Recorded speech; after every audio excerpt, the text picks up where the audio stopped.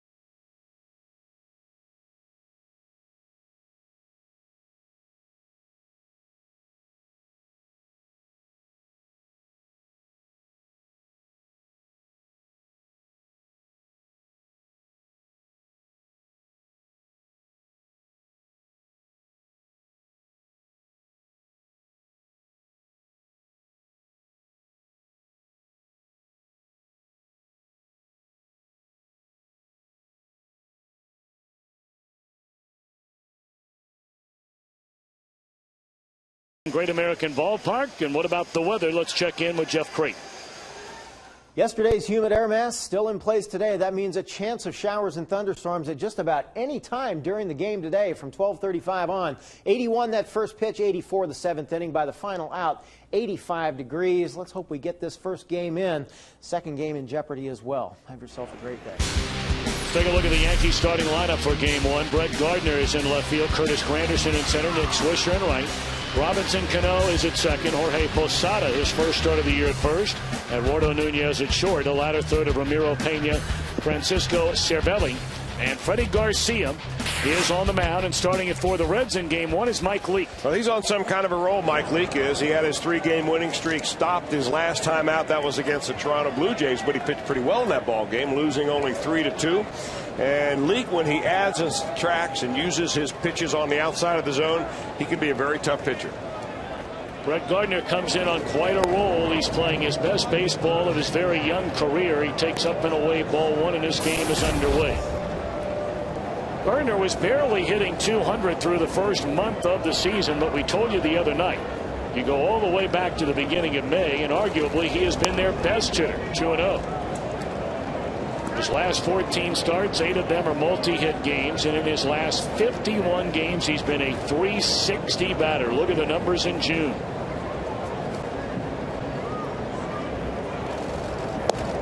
And Leake starts in 3-0, and Gardner is the one guy in this lineup, although his stolen base percentage is not good at all. he runs very well. Well, he runs all the time. He's got 25 attempts out there, and he's been thrown out 10 times, so or 24 times. So he's a guy that will get on base. He'll try to push the running game, and you certainly don't want to walk him to start the ball game off.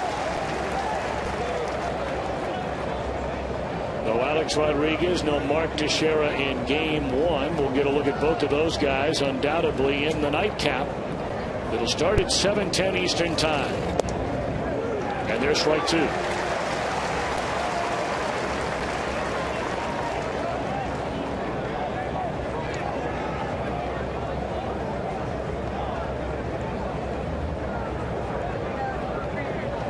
Three-two pitch, and it's on the ground. Phillips to his right will throw out Gardner. So a good comeback for Lee. Take a look at the Reds on defense presented by Ford. Fred Lewis gets a start in game one in left field. Stubbs in center. And by the way, Stubbs batting in a 6-hole in a lineup today. Roland, Renteria, Phillips, and Votto along the infield. And a battery in game one of Leake and Ryan Hannigan. Here comes Curtis Granderson.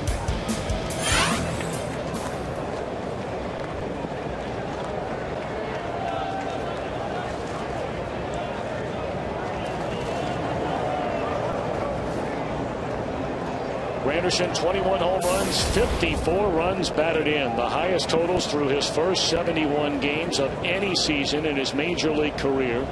And it's been a very good major league career, most of it spent in Detroit. Fastball on the outer edge to even the count. Well, Granderson has always had power, even going back to his second year in the major leagues. That was his first full-time year. He'll give you about 20 home runs a year. Now he's well on pace to go over 40 this year.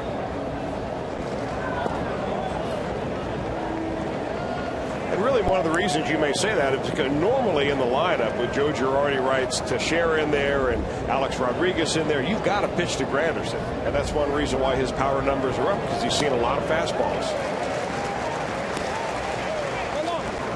2-2 on Granderson. Ted Barrett behind the plate. Lance Barrett at first base. Crew chief Tim McClellan out at second, and Marvin Hudson the umpire at third.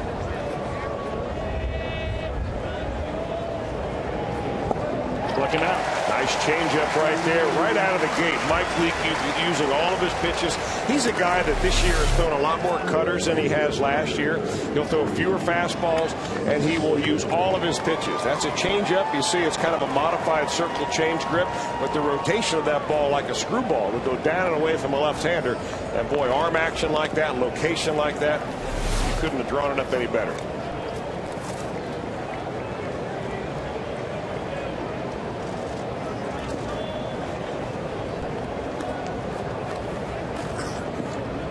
Two away now for Nick Swisher. We saw him in a leadoff spot the opening game of this series. And right from the get-go, he set the tone in that 4-run, 5-hit first inning against loser Travis Wood.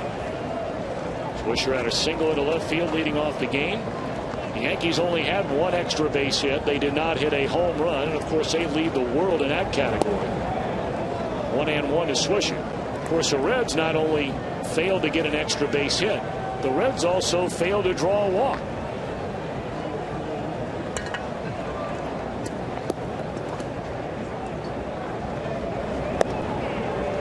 Two and one. Nick Swisher is a switch hitter, and he is much better when he bats right-handed, a .347 batting average, but left-handed he'll get the majority of his bats from this side of the plate, batting under 190.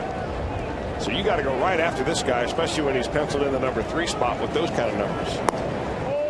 Just off the corner, and Leake wanted the call, didn't get it from Ted Barrett. What about Ted Barrett, our scouting report on the home plate umpire? Well, he's at 64.4% strikes. That puts him at the high-end range. You may consider him a pitcher's umpire in that case.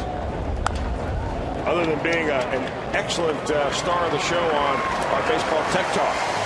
Presented by CBTS, a Cincinnati Bell Company.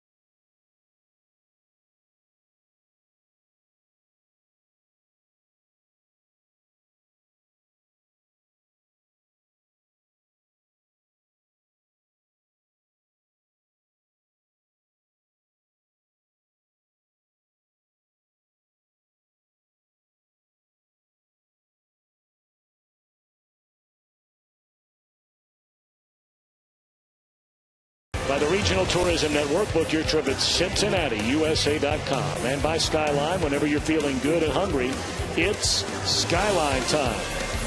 Reds have Fred Lewis in left, Brandon Phillips at second, Joey Votto at first, Jay Bruce in a cleanup spot, followed by Scott Rowland and Drew Stubbs in a 6-hole. A latter third of Edgar Renteria, Ryan Hannigan, Mike Leake.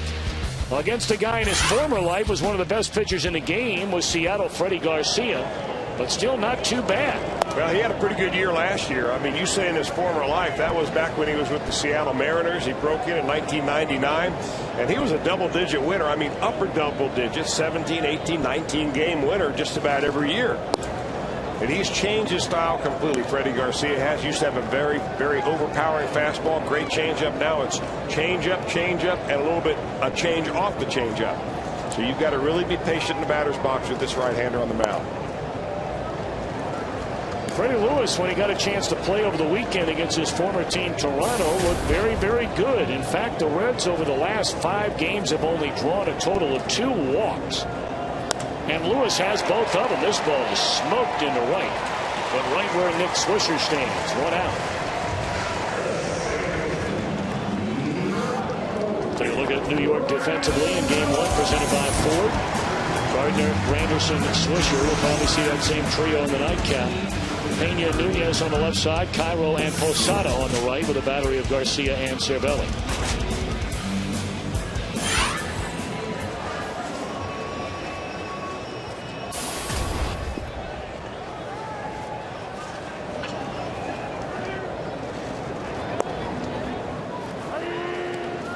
Strike 1 to Brandon Phillips.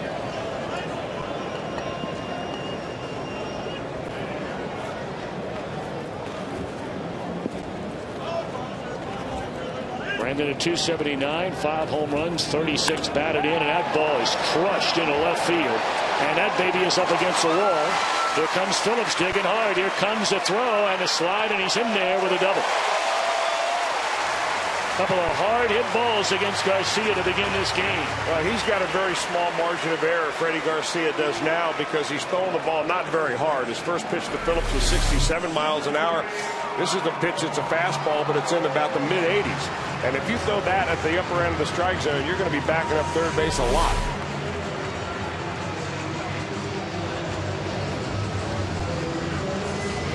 Well, I talked about it. Chris did at length. Monday night's game, how the Yankees have been jumping on top of teams early and often. We know the Red struggles falling behind early, so they're trying to turn it around here in the first inning today. Now Joey Votto. Strike 1. You know, no batting practice ticket here today at the ballpark. They were trying to prepare the field after those heavy rains last night. But the way the wind is blowing and the way the balls look like they have jumped early on, this could be an offensive day.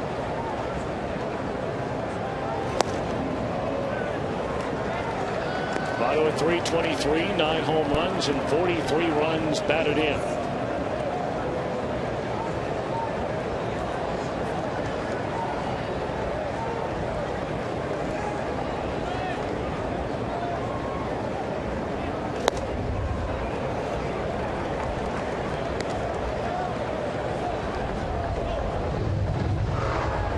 The lights have already been turned on. A mostly cloudy day we have here in the Queen City.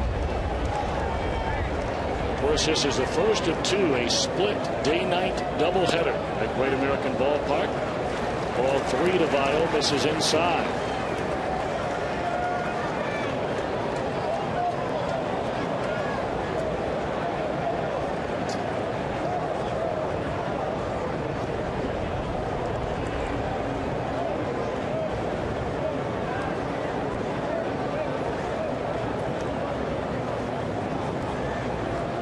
Balls and a strike. Phillips a runner at second, 1 out. And there's ball 4, and the Reds have 2 on for Jay Bruce.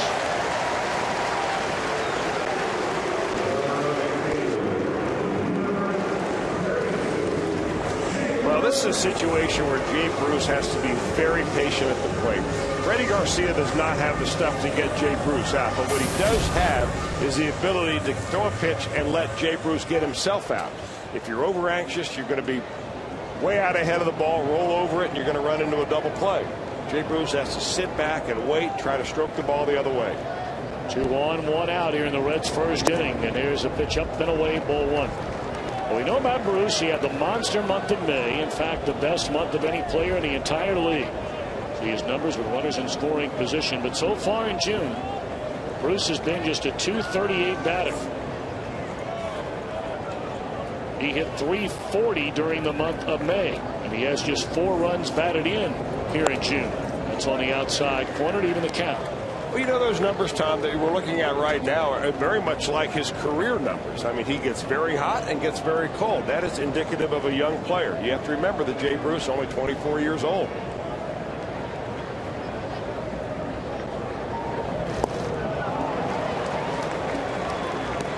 And he's still learning on the job. And one thing you ought to learn early about Freddie Garcia is that when you get into a count and you expect a fastball, that's probably a bad decision because you're not going to get a fastball.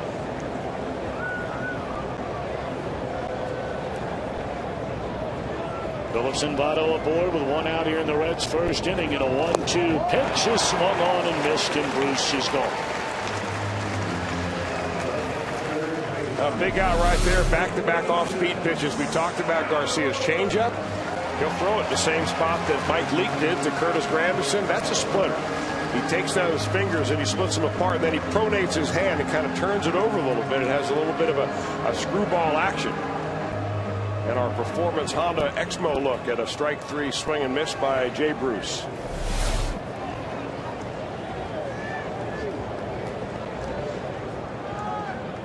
All right, now Scotty Rowland's turn if the Reds are going to get to Garcia here in the first inning. And a fastball is upstairs. Rolling at .257, has swung the bat much better of late. 3 home runs and 28 runs batted in. Rowland has an RBI of 6 of his last 7 games, a total of 8 runs batted in total. And extra base hits in 6 of his last 9 games. 1-1.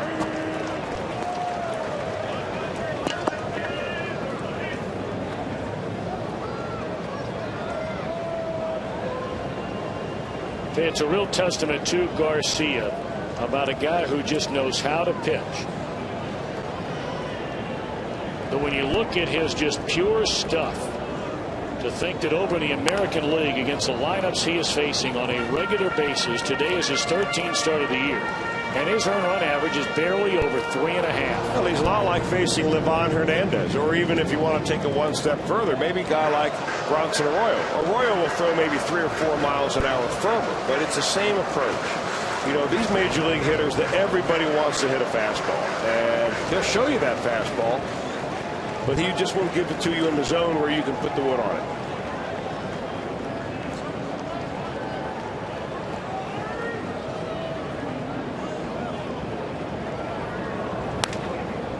Broken bat, roller foul. Well, broken bat because that actually hit the Q-tip part of the bat.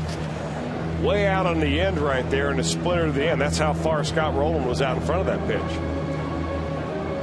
You know, you go to the plate and you tell yourself, all right, I'm going to wait back, wait back, wait back. What really happens with a hitter is that you swing at the arm action of the pitcher on a changeup. You don't necessarily swing at the ball. You're trying to get the timing of where his fastball release is, where his changeup release is. And Garcia still gets it done, even though his stuff is not up to big league standards.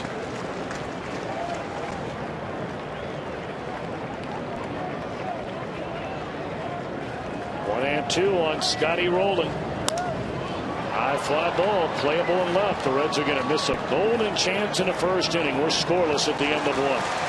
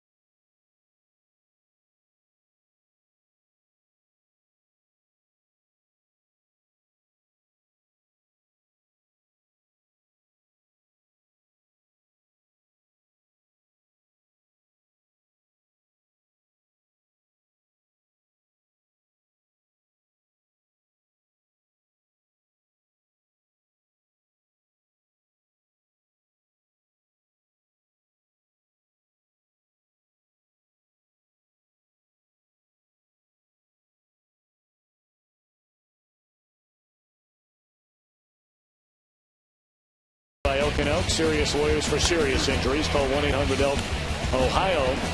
Getting the leadoff man aboard to start an inning. Yeah, not only the leadoff man in the ball game, like a Drew Stubbs top of the lineup, but the guy that starts the inning is so important. You get on base, you dramatically increase your chances of scoring a run. And quite frankly, the Reds in the last week lowest in Major League Baseball. A 189 on base percentage. Drew Stubbs dropped to the number 6 hole, and Freddie Lewis in that number 1 spot today. The Reds need to get him on in order to get him over and then get him in. Roller off the end of the bat on the first pitch to begin the second inning, and that takes care of Robinson Cano.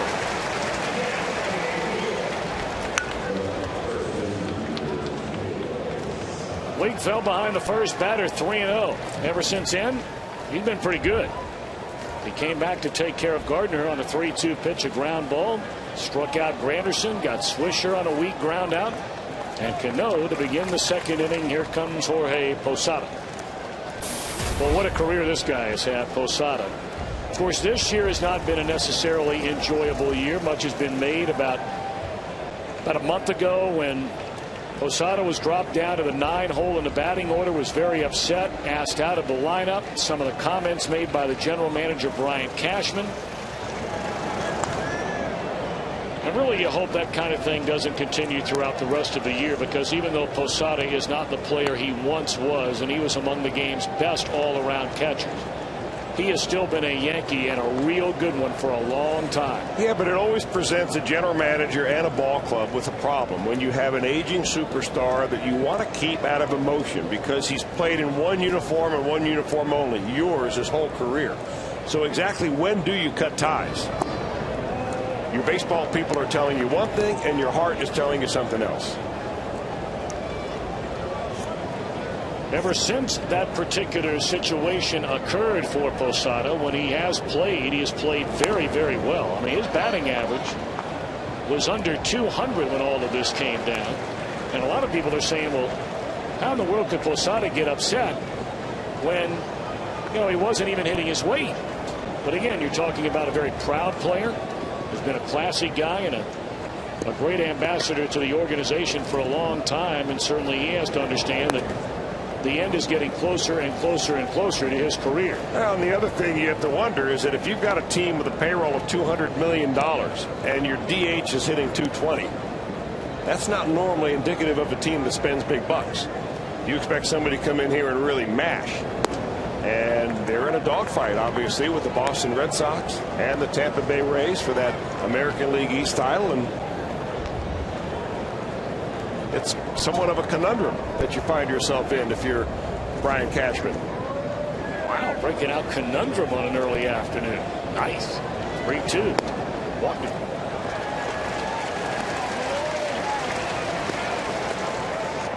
Right now on FoxSportsOhio.com, you can chat live with our Hall of Fame baseball writer Hal McCoy. Plus, what are the reasons behind the Reds' June run scoring swoon? Presented by 1-800-SAFE-AUTO and SafeAuto.com. First base runner against Leake comes with 1 out here in the second inning, and now Eduardo Nunez playing for the injured Derek Jeter.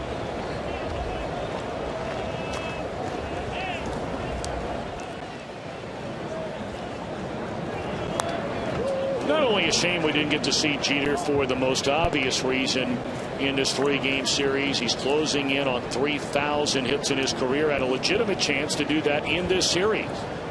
But for so many fans in Reds country, a chance to see Jeter play in person, and you say perhaps for the last time, unless you were to buy tickets for a game up in Cleveland, where the Yankees, of course, will play at least once every year. There's a lineup sucking out of the inning.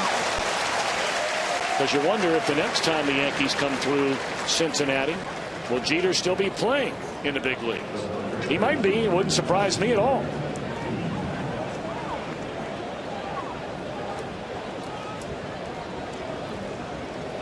Well, let's hope that the Reds don't have to wait until the next interleague series to see the Yankees in Cincinnati. Well put. We were talking about that with the producer of Reds baseball, who, of course, a longtime employee of the New York Yankees and the Yes Network, Christian Roberts, became very close through his time spent there in New York with the radio broadcast team of the Yankees, John Sterling and Susan Waldman. There's strike one to Ramiro Pena. We were talking to Susan during the pregame show interview today, and we both agreed, let's reconvene in October.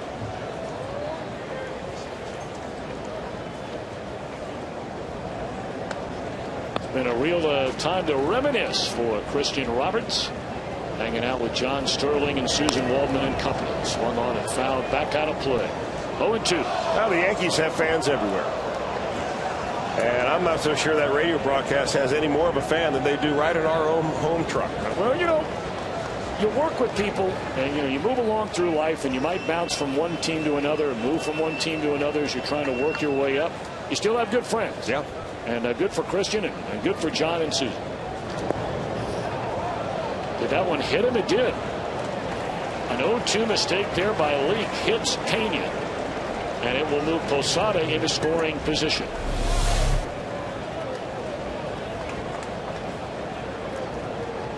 Just a little cutter slider down and inside. You know, the phraseology that a lot of pitching coaches use is drop that slider on the back foot of a left-handed hitter, and that's exactly what Leake did.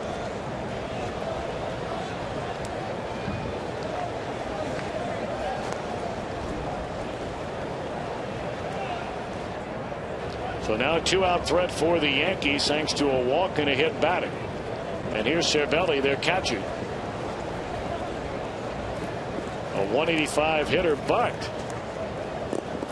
Cervelli in very limited playing time has 11 runs batted in. He's basically averaged an RBI every 5 times to the plate. Strike one.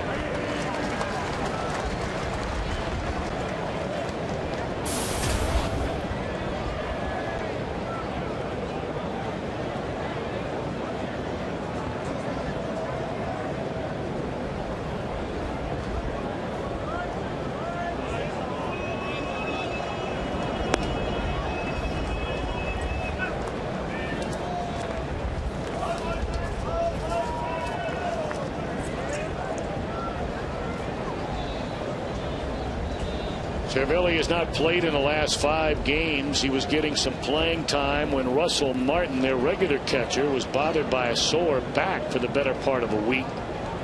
There you see those numbers with runners in scoring position. Check swing and a miss, and Leake has him around the neck at 1 ball and 2 strikes. Well, he's still a young guy, only 25 years old is Cervelli, and he's had experience in 4 different major league seasons already.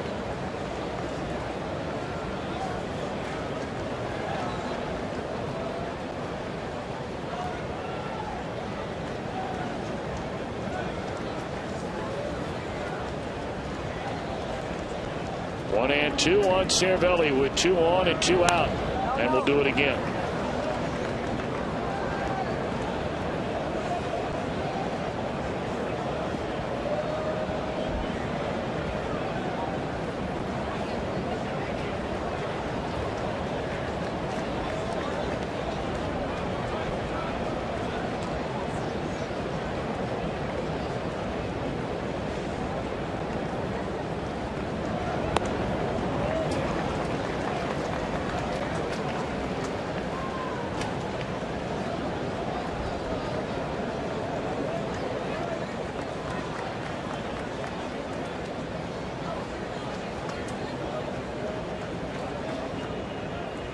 Two and 2 on the Yankee catcher with Posada the runner at second base. Pena leads over at first. Votto plays behind him over there. And a break-even pitch is ball 3. Well, you're going to go 3-2. The runners will be off right here, but it doesn't necessarily mean that Cervelli's going to get a pitch to hit. You've got the pitcher, Freddie Garcia, in the on-deck circle, and worst-case scenario is that you walk Cervelli and you get the pitch to the opposing pitcher, who has not hit a whole lot, especially recently.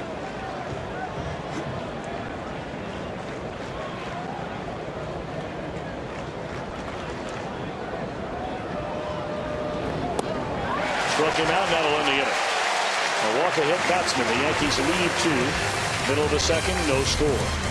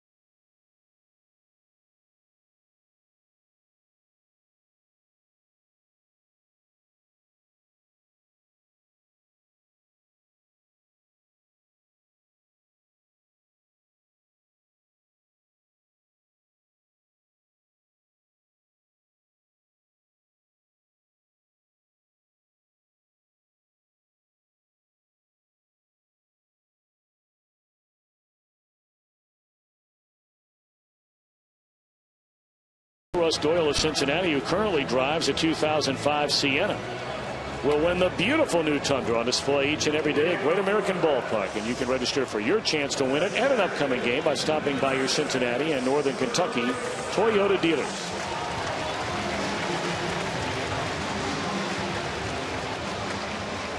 Dusty Baker said before the game today he was going to play Stubbs in center, obviously drop him down to the number 6 hole for the opening game.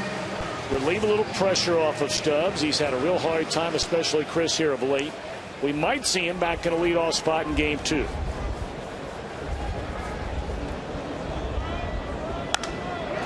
High fly ball on the first pitch into right center field. Leave him in that 6 hole. What a play out there made by Swisher. Wow.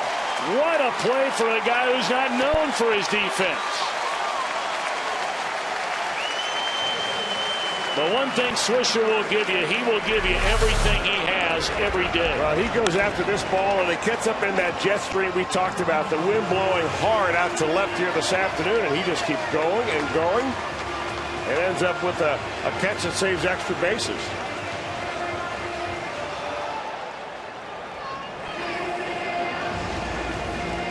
Swisher, a very versatile player. He has played everywhere in the outfield during his major league career. He's also played first base. Strike one to Edgar Renteria. That's a very fine play to take away at least 2 bases, maybe 3 if that ball hits a wall for the speedy Stubbs.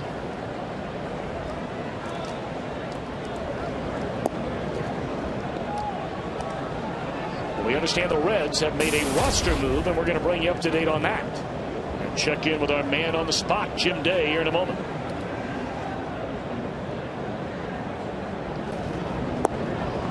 One and 2. How about it, Jim Day?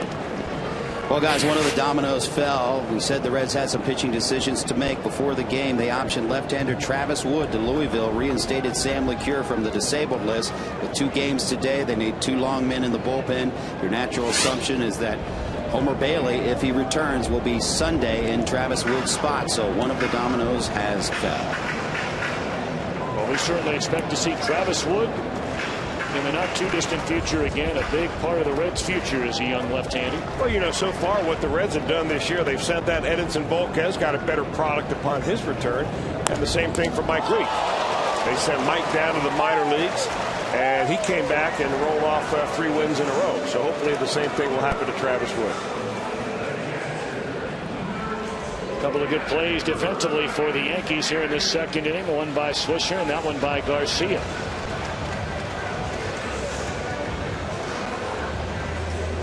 Our good friend Linda Antis will be joining us in the top of the 3rd inning from CincinnatiUSA.com and the Regional Tourism Network. There is so much going on in and around Cincinnati as summertime has officially arrived. We're going to talk about what's happening July 4th weekend. You know all about the big Paul McCartney concert coming right here to Great American Ballpark in August. Got the NASCAR race over in the Commonwealth right around the corner. That and so much more.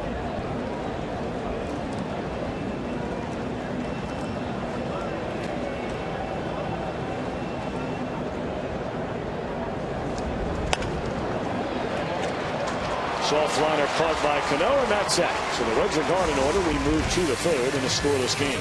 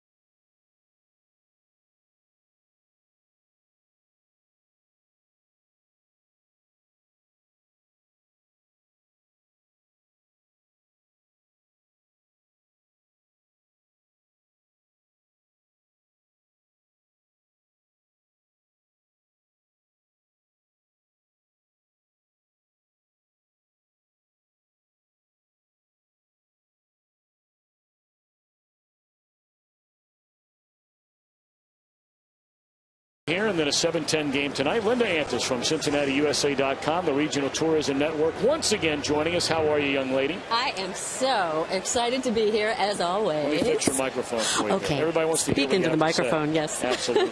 Well, it's great to have you back with us today. Yes, very, very fun to be here. And this is a big day. I'm doing a doubleheader today. Just like you. Well, you going over to the radio side today? Yes, but I'm also coming back tonight for the game. Are you really? Yes, my husband was born and raised in New York, so he has to see the Yankees tonight. Well, then he's sitting in the upper deck if he's still rooting for the Yankees. He's not. He's a Reds fan now. Okay, all right. Now we got a lot to talk about, and I know Chris has a number of things he'd like to talk to you about as well. Linda, great to see you again. Good to see you too, Chris. You think Chris was last time we were handsome with the sunglasses on or not on? What do you think, Linda? There's a come backwards to the mound.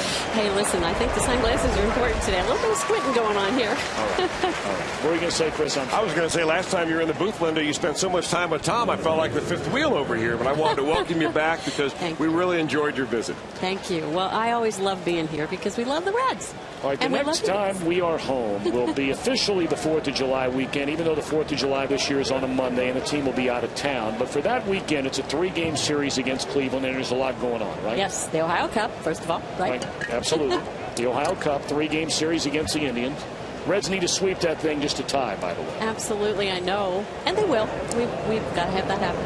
Now, for folks who want to come in for the 4th of July, there's so much going on in and around the area, but you guys also have some ticket packages available for that particular weekend. We do, and it always begins with the Reds half-price package. So check out CincinnatiUSA.com. And, Chris, last time I know you had it up on the screen. Check it out. We've got a new reimage site.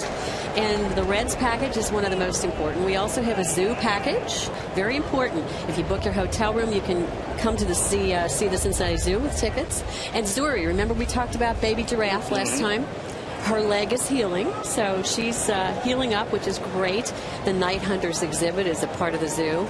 And then, of course, we have some really awesome things that I know you guys had talked about enjoying. The Penguin Palooza at Newport Aquarium, which is right across in Cincinnati, USA. I was on your website the other day because I was going to take the kids down to the aquarium the other day, and now they actually have a penguin parade at 9:15 every morning, right? Yes, they do. Okay.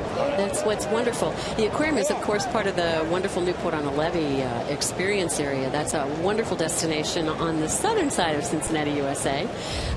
But also, one of the most important things we always tell people about is Fountain Square, free fun. Everybody loves the word free, right? Oh, yeah. We like free fun. Nice play by Brandon. It looked like Gardner beat him to the bag. Well, Mike Leake just a little bit tardy getting over there. He thought that maybe the first baseman, Joey Votto, was going to glove that ball on a fly. It didn't have to go, so you stutter step off the mound. Not like Leake to do that because he's one of the more athletic pitchers you'll see. Let's check him out now. He sees it happen, and then he kind of stutter steps over there. Good thing that Brandon's behind him, but Brett Gardner boot scooting it down the line, gets an infield hit. The first Yankee hit today against Leake. And there you got to look. A step tardy getting over to the bag, and with a guy like Gardner running, forget about it. Red, white, and blue ash. Blue ash has become a great area of town during the summer. Absolutely. For concerts, especially a lot of folks. You know, I mean, you and I and Chris, I mean, you know, listen to a lot of the same music, and this year, Kenny Loggins is going to be up there. I am so excited. Kenny Loggins, one of my faves, and I'm sure a lot of our contemporaries will enjoy it. But Red, White, and Blue Ash is a wonderful festival in the northeastern part of Cincinnati, USA. Very, very exciting, and again, a lot of free fun over that holiday. Let's talk about one of the really big events that happens after the homestand, and that's happening at the Kentucky Speedway. Yes. And I think you are a fan, correct? Well, I know Chris is a big fan, especially being over in the Commonwealth. But my sister works over there at Kentucky Motor Speedway, and she was telling me the other day, Linda, they have sold tickets to a person representing every state in the United States of America. That is terrific. So the first ever Cup race they're going to have here at Kentucky Motor Speedway. It's exciting. And it's over 100,000 seats, you know, because they expanded. So it's a brand new venue or an expanded venue. This is a wonderful world-class event and almost sold out. But there's also some fun things going on both Thursday and Friday night. And we have a special deal on our website for the Thursday and Friday night events. So check out CincinnatiUSA.com. for the special offers on the Thursday, Friday events connected to the Sprint Cup race. I imagine, Linda, with 100,000 people being down there, that a lot of the people spillover are going to have to stay in Cincinnati, do hotels. And, you know, if you're not going to go to every event down at the Speedway, there are things to do here. But now what if you're an outdoor kind of guy like me? What is there to do outdoors in Cincinnati? Oh. You know, canoeing, biking, hiking. Are there some things that we can check your website out and find out about? Absolutely. In fact, let's talk about this weekend. There's a very important event. It's tied to one of our legacy attractions here at Coney Island. It's Paddle Fest. It's the 10th anniversary of Paddle Fest. It's the country's and the world's largest Paddle Fest event right here in Cincinnati, USA. That's interesting, because I think Tom Brenneman could use a good paddling. It's the 10th anniversary, as you mentioned. Now, it is the largest canoe and kayak paddling event, as you mentioned, in all the Midwest. But for somebody who doesn't know really what it is, you go down there and you do what? Well, there's all kinds of kids' outdoor activities, but it's literally people getting in their own canoes and kayaks and racing from Coney Island down to the heart of the city. Nice. So it's a huge, huge event, and it showcases one of our wonderful assets, the Ohio River. And for those people who don't know, the river flows in that direction anyway, right? It does, it does. And if you want to paddle upstream, there's some other really wonderful things you can do. BB Riverboats. It is our legacy activity right here on the riverfront. And BB has these wonderful tours. You can take dinner, excursion, or lunch cruise. And you can see the sights, but enjoy a wonderful meal. And it's a beautiful, what I call paddle wheel rambler. And again, part of the history and legacy. And earlier we talked about Newport on the Levee. You know, there's another really new attraction that's river-oriented, and that's called Ride the Ducks. And that takes off from Newport on the Levee, right next to the aquarium. And the kids will enjoy that because you can take a cruise, and it's by land and by sea. But the kids can actually power the boat. Once it drops down from the landing here in Cincinnati, the kids can get behind the wheel, and the captain lets them do the sailing for a bit. Now, some other things going on. We talked about it the last time you were here. Cleopatra, the exhibition. Absolutely. The search for the last queen of Egypt. One of, 5 cities in all of North America. Yes. Where that will be stopping here in Cincinnati. Right. We are direct from Philadelphia. We are the second city, and we're the only Heartland city that will show Cleopatra. But I think my favorite part of the exhibit, besides the gorgeous artifacts that you see, is that she speaks to you through her own point of view. So you really learn a lot about her life, her loves, and the era that she was famous in. She ruled the men who ruled the world. Hey. Cleopatra. That happens in my house all the time. Cincinnati Museum Center, exclusively here in Cincinnati, USA. Did I hear a story that Jim Day shot a commercial for CincinnatiUSA.com? Yes, he did. Jim Day did? In fact, I was trying to send people away? No. Do you know where he has been in Cincinnati, USA? No, where? Oh, my gosh. He did visit Cleo. He discovered Cleopatra here in Cincinnati. He's been on BB Riverboats. Right. He's gone wild at the zoo. He was in the penguin tank at Penguin Palooza at the aquarium, and there's a few more surprises, so you gotta stay tuned in to see where in Cincinnati, USA is Jim Day. Well, I'm right here today, Linda. It's my pleasure to be Mr. Cincinnati, USA. Yes, it's so good to hear your voice. Thank you, Jim. No, thank you. To the count on Curtis Granderson. Runner goes, and it's grounded foul.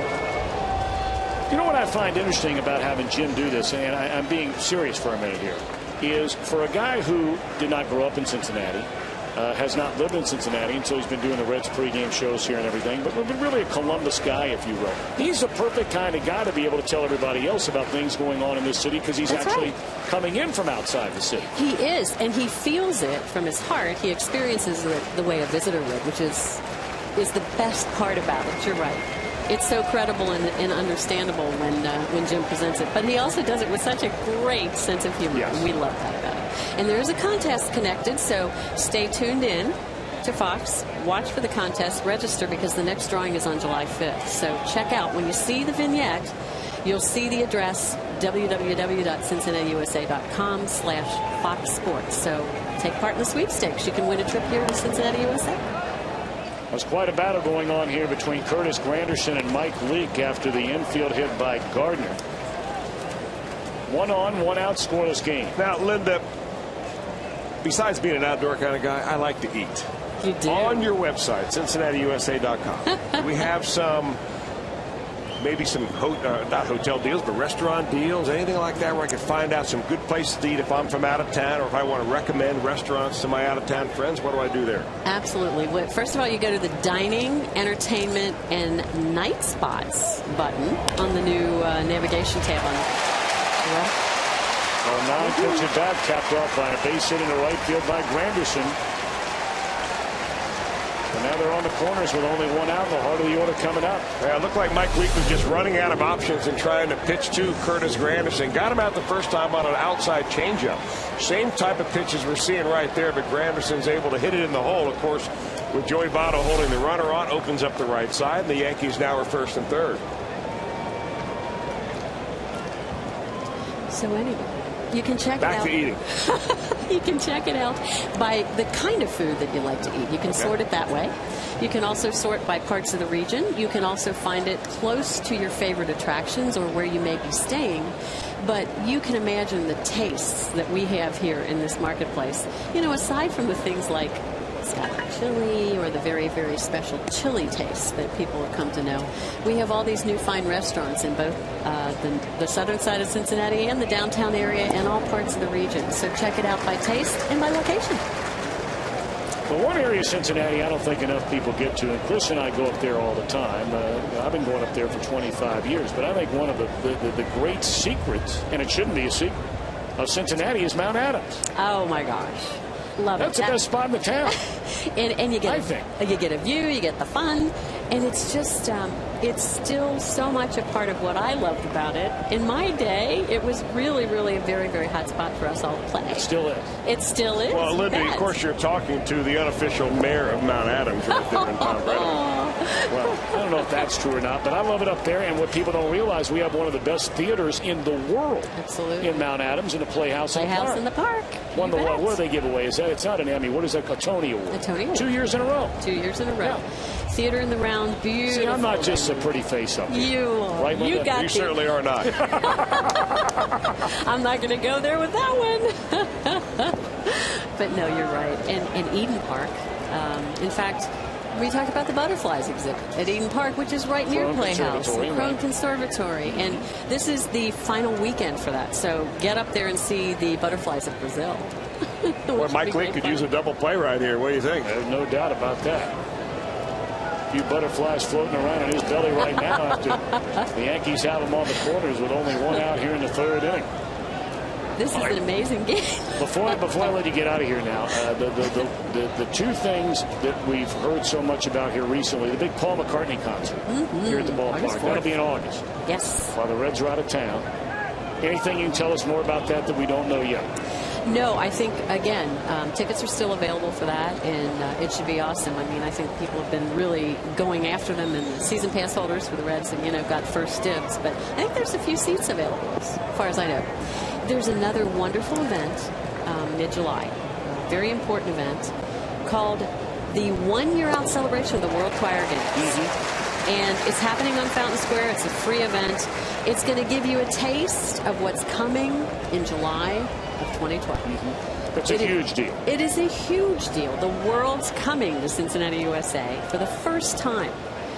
And first time in America it's coming to Cincinnati. It is a celebration of choir music from all over the world, all different types of genres. But you'll get a taste of it if you come July 11th between 11:30 and 1:30 on Fountain Square, a free event. Drew Lachey, Dancing with the Stars host. There'll be all kinds of surprises. Still 1-2 on Swisher with runners on the corners and one out. All right, July 11th. So anything else we missed? Probably a few things, but you know what? CincinnatiUSA.com will cover them all. So log on to CincinnatiUSA.com. Well, Tom wanted to ask you one more, and he was probably embarrassed because we talked about it at length before the game today. The butterfly exhibit that is here. She mentioned the Brazilian butterflies over at Crone Conservatory. Now but the butterfly, the life of butterfly is only a few weeks long. I guess they figured out a way to just keep them coming all summer long. Is that right? I have a feeling that the exhibit has been the length of time that is probably the lifespan of a butterfly. It was interesting and it does because end when this weekend. they had the butterflies from China, I think it was last year. Yes. And they cling to you. But they have like 3 or 4 doors they make you go through before you get out the door. Because if any of those particular butterflies, as that one's in the dirt and it's 2 and 2, if any of them go outside, I was fascinated by a story. I'm being serious when I say this. If they went out and would breed with a butterfly here in Cincinnati, or a butterfly known to the entire country, you could cause a rash of death among the butterfly population if they got out. Now, I don't know if that's true for the Brazilian butterflies or not, but I thought it was quite fascinating. And you're right, Chris, that's what they do. They're in there for that amount of time, and then the exhibit's over. Is that right? You bet. But a beautiful exhibit, and this is the last weekend for it. So I'm sure we got a few Yankees fans who might be watching or listening today instead of being here in the ballpark. Check it out. They get one. Throw to the plate is too late.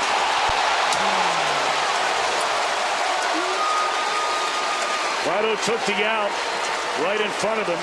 And by the time he made the throw to the plate, there was no way they would get Gardner. Well, Joey Votto had a couple of different options. Number one is to tag the bag and go home. The other is to tag the bag and go to second base. The third may have just been field the ball and fire it home. I think he wanted to get a sure out right there and figured that he would have enough time if that throw's on the money. And Joey Votto doesn't have a bad arm. Remember, he signed originally as a catcher, but he throws that ball high. Hannigan had to jump for it, and the speedy Brett Gardner is able to slide right in underneath the tag.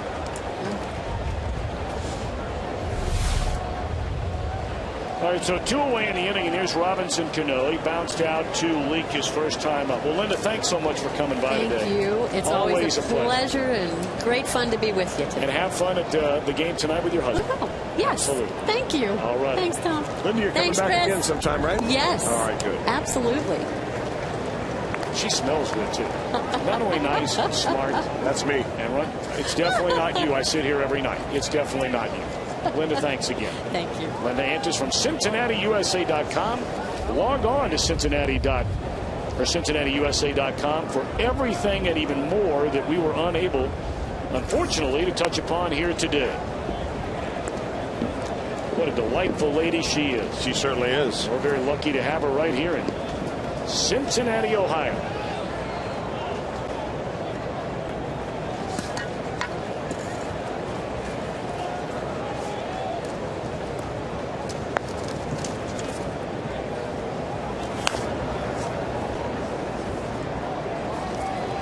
Well, again, here you are today in a game where Mike Leake has allowed only a couple of hits. But the Yankees, this is what they do to teams. Leake has already thrown 60 pitches in the game. And you're only talking about 2 hits, 1 an infield hit. He's walked a batter. He's hit a batter.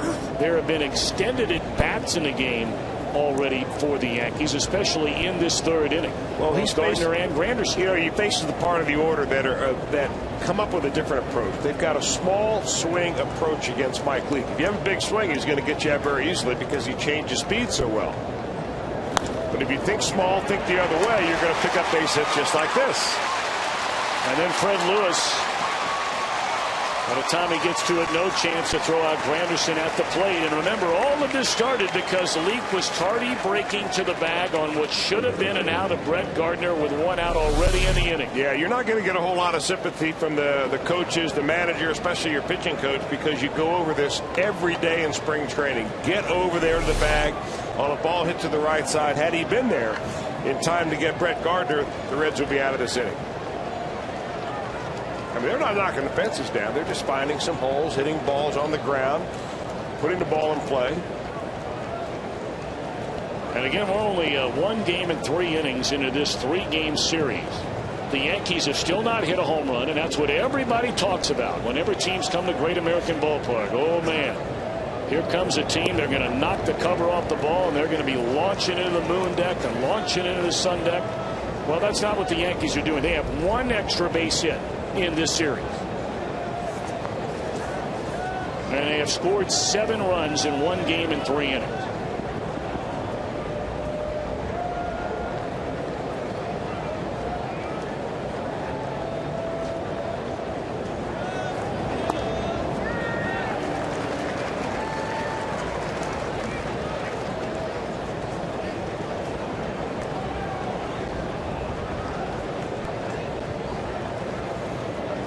Jorge Posada walked back in the 2nd inning.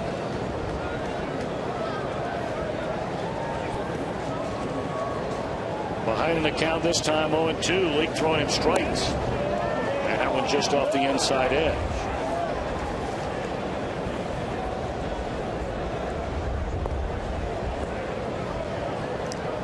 You know, Chris, you talk about it a lot. I mean, you go back to even the second inning. And, you know, you made a point in between innings about, you know, the guy on the mound doesn't know what a player's batting average is necessarily on the other team or what kind of year he's having. There's strike 3 to Posada. We'll talk more about this in a minute. You walk a guy hitting 220. You hit a guy batting 190. And then the next inning, it rolls over to the top again.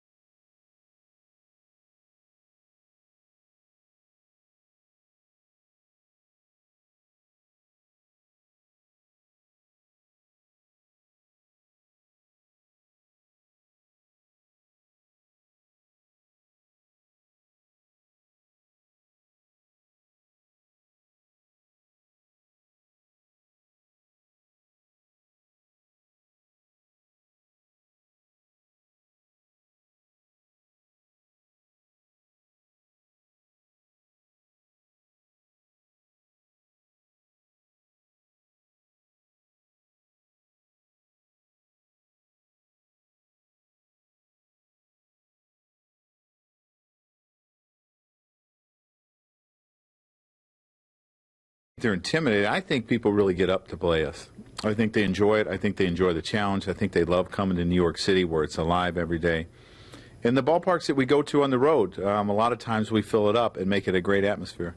A Geico Direct quote from Joe Girardi. We certainly thank him for sitting down with us prior to the game. And, you know, look, I mean, you heard from him if you saw that interview that was in the pregame show. You know, we asked him about the demands of being a Yankee manager. And he talked about, you know, the media coverage is what you would expect it to be.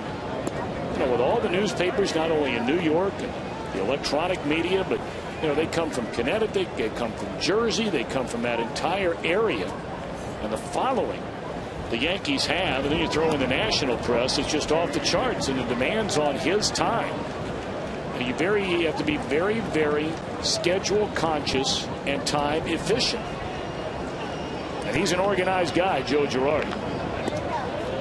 And you have to be very measured in your words, too, because whatever you say in that press is going to be twisted, misconstrued, written out of context.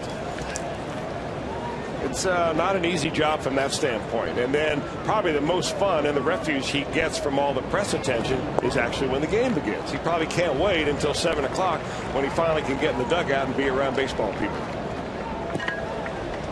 Well, if you missed that interview, we'll have it for you in Reds Live, the post-game version as well following this game. 3-2. Meanwhile, to Mike Leake leading off the Reds third with the Yankees in front. That ball's in the air, straight away center field. Will back up Granderson, but he's there, 1 out.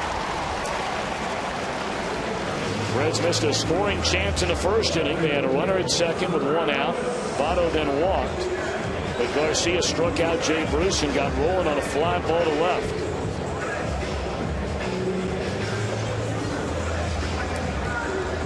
Fred Lewis hit the ball very hard leading off the bottom of the first inning, but a line drive to Nick Swisher in right field.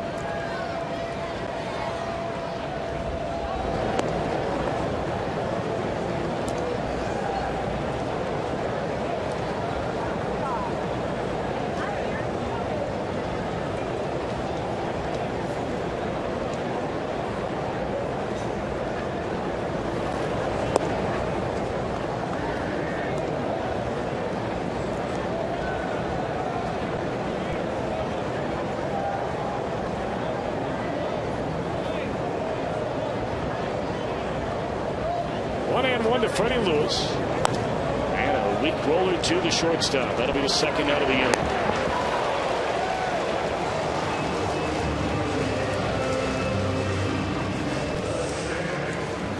When you face a guy like Freddie Garcia, who now no longer throws any harder than about 86 or 87 miles an hour. Never forget what Johnny Bench told me once about facing slow balling left-handed pitchers, like a Jamie Moyer or Tommy John type pitcher. You have to go to the plate thinking slider speed. You don't even think about a fastball, because his fastball is the speed of most pitchers' sliders. And if you begin to get a mindset like that, you begin to shrink the difference in speed between his fastball and his changeup, and it's a lot easier to make an adjustment. But if you're thinking, uh-oh, I don't want him to throw a fastball by me and me be embarrassed by being blown away at 86 miles an hour, then you set yourself up for being fooled by that changeup.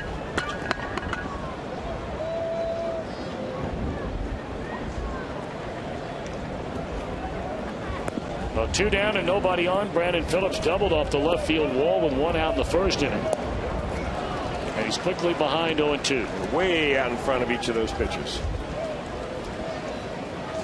I don't know, maybe the other adjustment you make off a guy like this, and I suggested this as a possibility against a guy like Sean Markham, is move up on top of the plate and maybe even move up in the batter's box. Just a lot of hitters, they get so settled in where their spot is, they never really want to make that adjustment.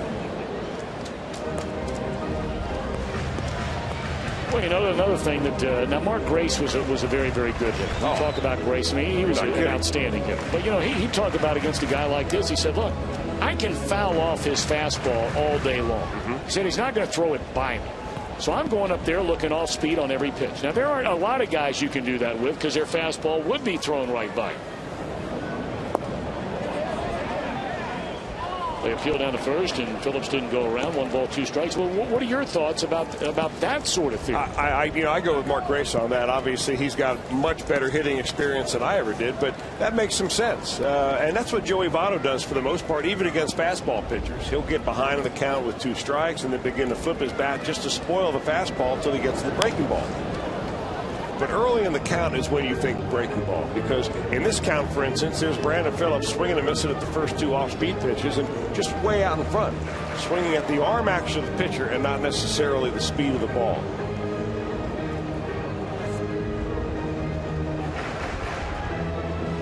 This crowd looking for something, anything to get excited about, and really that has been a story during this homestand against Toronto and so far against New York. I mean, just next to 0 offense since coming back off the road trip, which was a very, very good trip. A 5-2 trip against the Giants and the Dodgers. Reds have scored 7 runs into 4 games so far on this homestand. And they're gone in order here in the 3rd against Garcia. Go to the 4th. A 2-0 New York lead.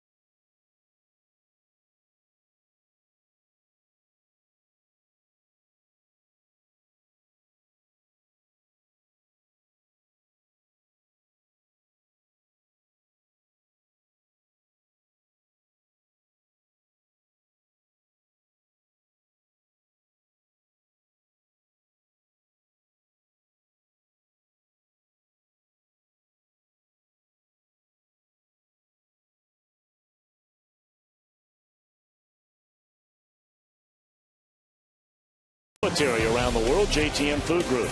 By your Cincinnati and Northern Kentucky Toyota dealers. By Geico. 15 minutes could save you 15% or more on car insurance. Geico.com or 1-800-947-AUTO. And by Blue Rhino. Ready to grill?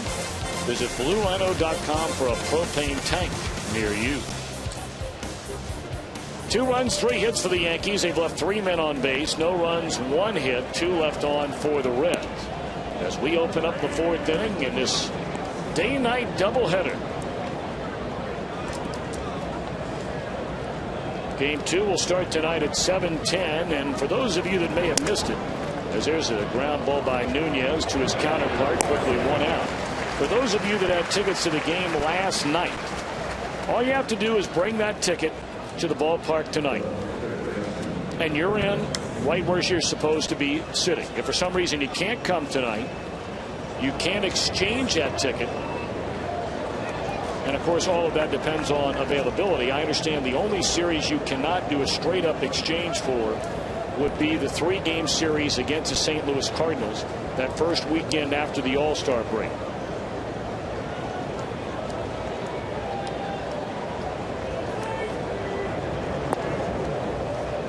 Strike 1 on Ramiro Pena. He was hit by a pitch, an 0-2 pitch in the 2nd inning.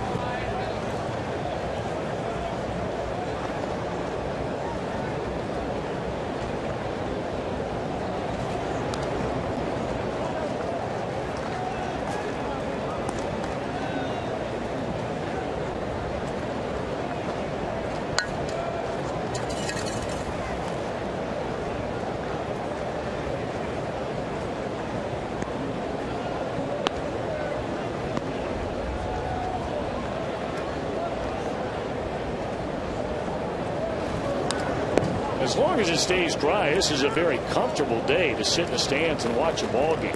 You know, a lot of times you get into June, July, August, obviously, and you have a 12:35 game. It's very hot, very humid. But right now with that cloud cover, temperatures are in the 70s. Very, very pleasant just to hang out and enjoy a ball game. Now, obviously, we hope that Mother Nature doesn't get a lot like Chris Welsh, a little on the cranky side, and start acting up again later on. A few runs today or tonight. A few runs for the home team will cure that.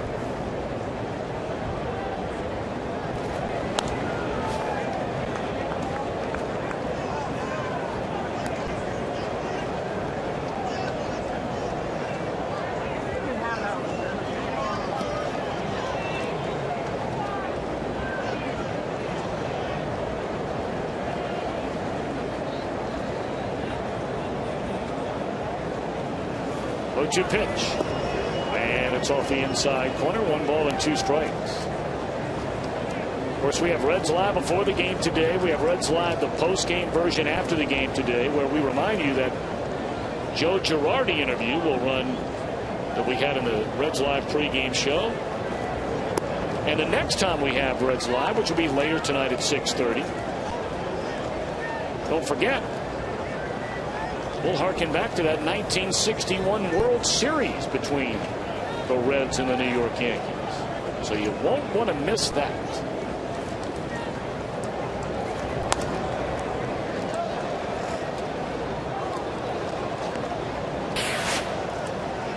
Before the game today, 6 members of that 1961 Reds team were honored on the field. Always great to see so many of those guys. Of course, Jim Maloney. Jim Maloney, I beg your pardon. Jim O'Toole, there he is. He threw out the first pitch before the opener of this series on Monday night. Well, here's another extended at bat by another Yankee batter. 8 pitches so far, and that was after Mike Leake got ahead in the count at no balls and 2 strikes. You know, it's really interesting because in Mike Leake's last ball game, it was a loss, but a well-pitched game by Leake against the Toronto Blue Jays. He did not have a batter in that ball game where he threw more than 5 pitches in any one at bat. So he pitched to contact, and obviously the Toronto Blue Jays, with a little bigger approach, were swinging and missing and swinging and putting the ball in play. Here the Yankees are visibly trying to hit the ball the other way. They've shortened their approach, spread your legs a little bit, get your hands down a little bit more, and try to put the ball in play. They've got 3 hits. Every one of the hits, ground ball hits, one of them an infield hit. They're not knocking the ball off the wall. They're just making it awfully tough for him to make outs.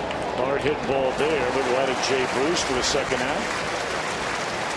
That was a 10 pitch at bat. And Leake is closing in on 80 pitches in a game, and it's not like he's going, 3-2 counts on everybody up there, but the handful of 3-2 counts, or at least 2 strike counts, have been 8, 9, 10, 11 pitch at bats. And it's somewhat of a makeshift lineup. I mean, 2 of their all-stars not in the lineup today. Mark Teixeira not in the lineup. A-Rod not in the lineup.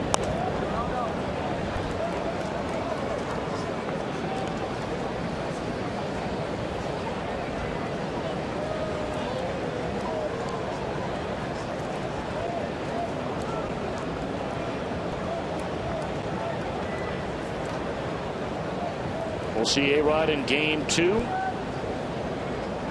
He'll be back in that cleanup spot playing third base. 0-2 on Cervelli, who struck out his first time up.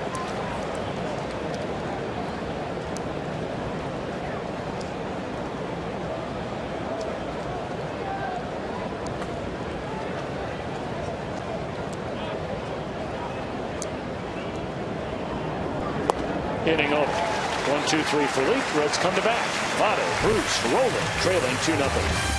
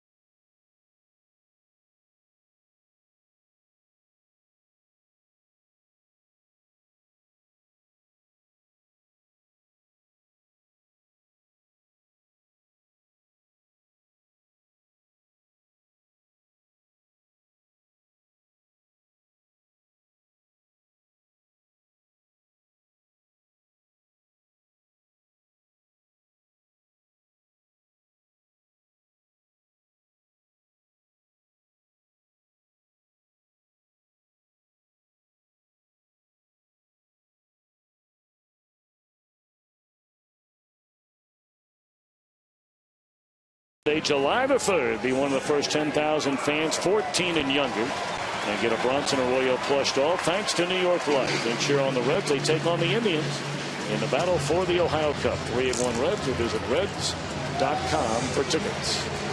Those are the only 3 home games over the next 2.5 weeks for the Reds. They go on the road to Baltimore and Tampa Bay, come back home for the 3-game series against Cleveland, and then leave for a big road trip beginning the 4th of July. 3 games in St. Louis, 4 games in Milwaukee leading up to the All-Star break, and then they're virtually home the rest of the entire month of July. All right, we'll see if this second time through the order the Reds can get anything going against Freddie Garcia. They had 2 on with 1 out in the first inning. But then Garcia struck out Bruce, got rolling on a fly ball. And the Reds have not had a base runner since the first inning. And there's a weak roller down the first. That is a foul ball, fortunately.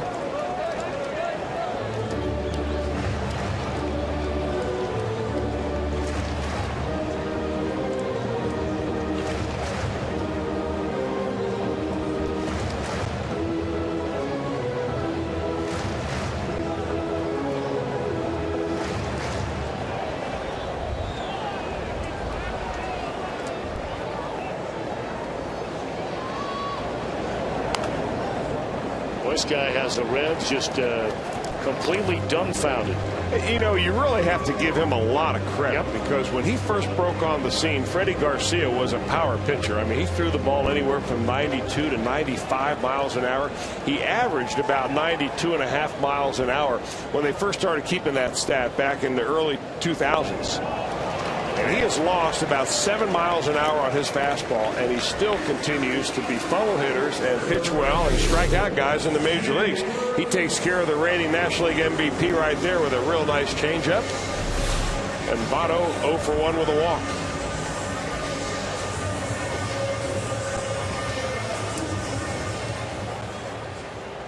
I mean, let's face it. If you saw Freddie Garcia in a tryout camp, there wouldn't exactly be a rush of scouts out there trying to sign him. Wow.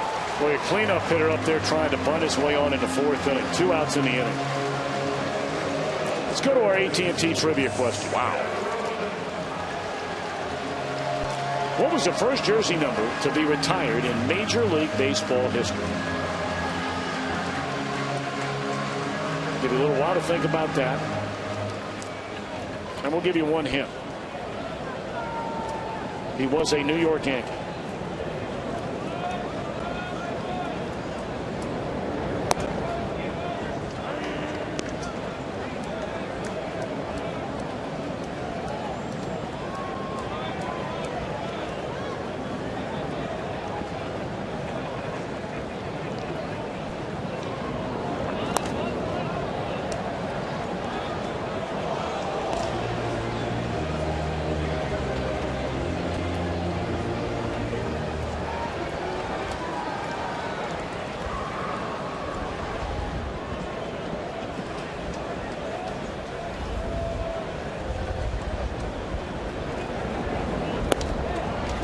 Freddie Garcia is just wearing the Reds out. That would be Cy Garcia.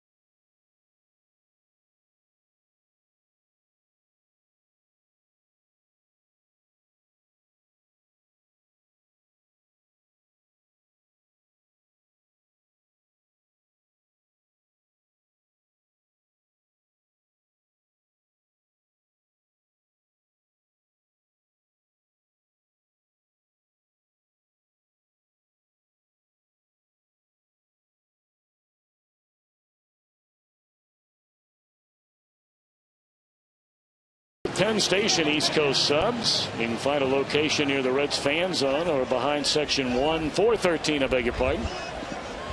Penn Station signature sub and authentic fresh cut fries. Great stuff here at the ballpark.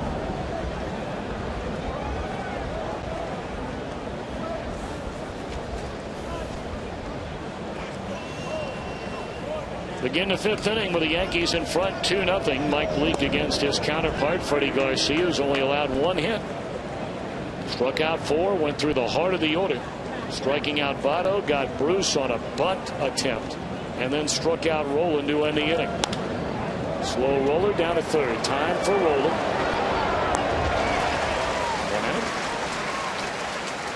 All right, time to answer our AT&T trivia question, Mr. Welsh. You've been on quite a run here lately. Well, you gave me a hint. It was a New York Yankee who has had his first retired number in baseball. It's also the first retired number in all of sports. And I happen to know the answer to that. Lou Gehrig, number 4. Of course, back in those days when they assigned the numbers to a baseball player, it was where they batted in the order. So Babe Ruth got number 3 and Lou Gehrig got number 4. I don't think there are very many people that know that. I did not know that. The Yankees have 17 players with their number retired. The Iron Horse, Lou Gehrig, who of course, now is known by so many people who are not sports fans or not baseball fans at all. Of course, after he was diagnosed what has become now known as Lou Gehrig's disease, or ALS.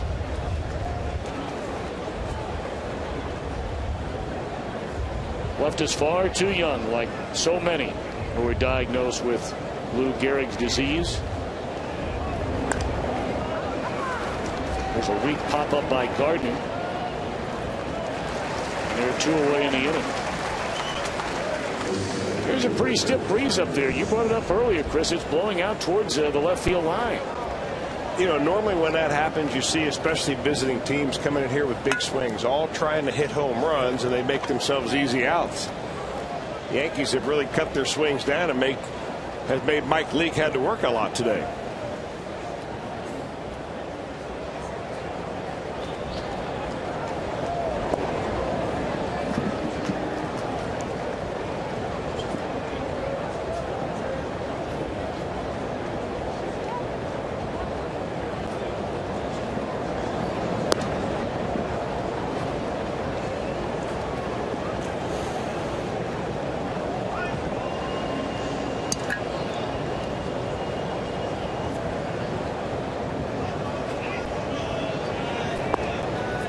The inside corner, and it's 2 balls and a strike to Curtis Granderson, who had that extended at bat after Gardner reached on the infield hit in the 3rd inning. They played hit and run, and Granderson's hit through the right side advanced Gardner on to 3rd, and the Yankees wound up scoring the only 2 runs in this game in that inning.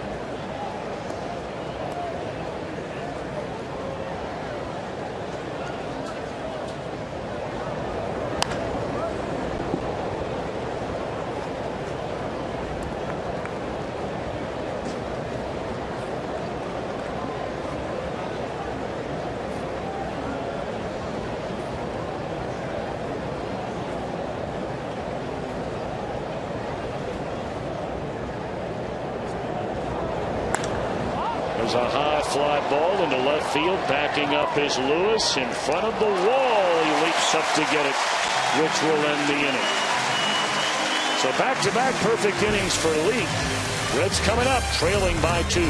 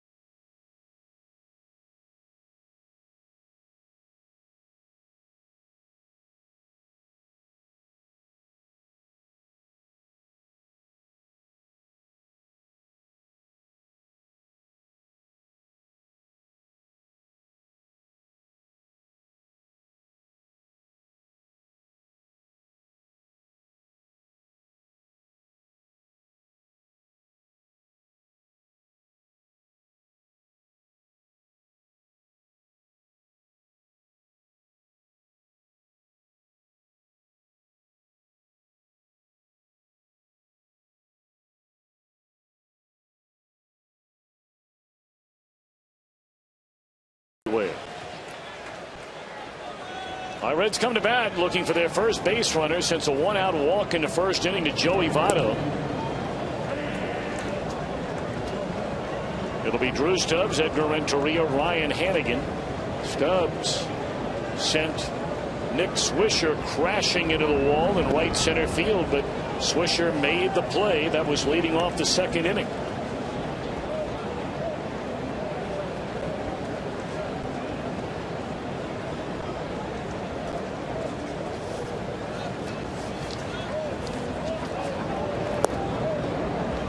Two and one. Hey, Reds fans, if you're in the restaurant industry, let JTM Food Group help you with great tasting products for your menu, inspired solutions, and better results. JTM.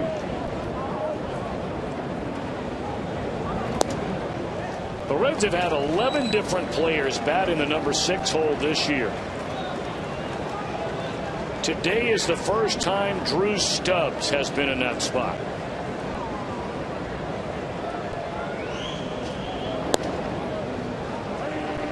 Three and two on Stubbs. In fact, Stubbs has not hit anywhere else in the lineup so far this year until this game outside of that leadoff spot. Slow tapper down to third. That's a nice play made by Ramiro Pena, but he got away from Posada, who is only making his second start at first base all year long. It's only his third game at first all year long, and that one got a piece of Stubbs running up the line. Did that get him in the mouth? Either the ball or the glove got him right in the mouth. He's checking right now to see what happened. The ball's on the line side, and it hits off Stubbs first, it looks like, because Posada doesn't get off the bag far enough to be able to flag the ball down. And that looked like the ball, didn't it, Chris? It did get him with the ball.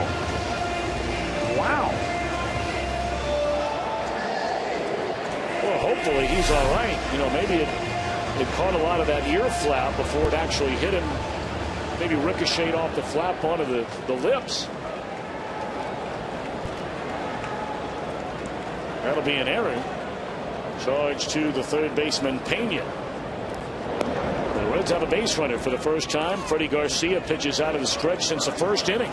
You know, Tom, I noticed this early on where the Yankees play defensively. They shift Renteria around towards right, but look how shallow Curtis Granderson plays. He plays by far the shallowest center field of anybody I've ever seen play in this stadium. I mean, he is just challenging the Reds hitters to hit the ball over his head. And on a windy day like this, it would not take much to do it.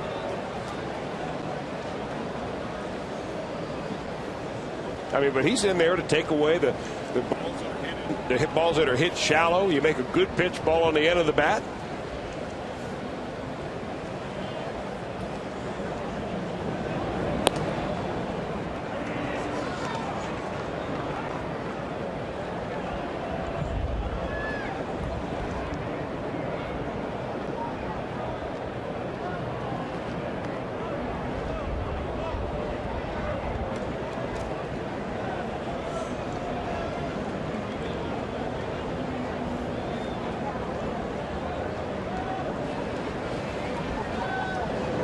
They pitch out. Stubbs not going anywhere. 1 ball and 1 strike.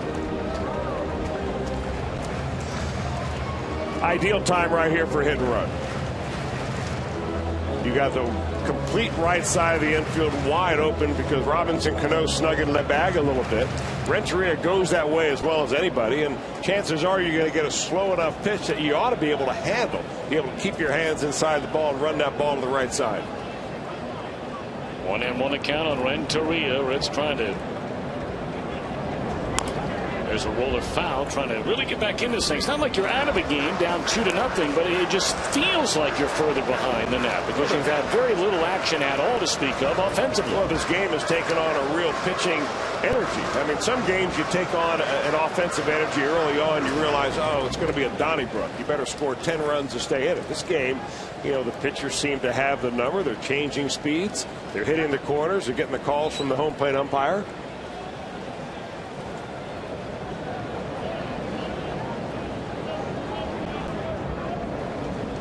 What a go. And it's lined softly in left field. That's a hit, and Stubbs read it beautifully all the way.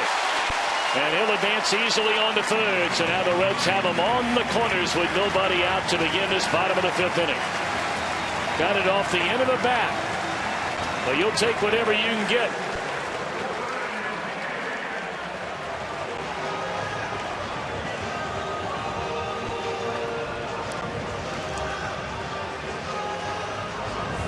Well, now meeting on the mound.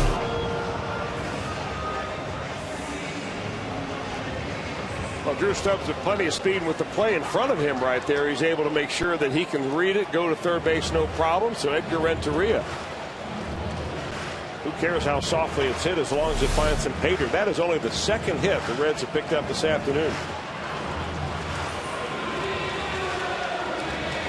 Brandon Phillips with a 1-out double in the first inning was the other one. And now Ryan Hannigan about him.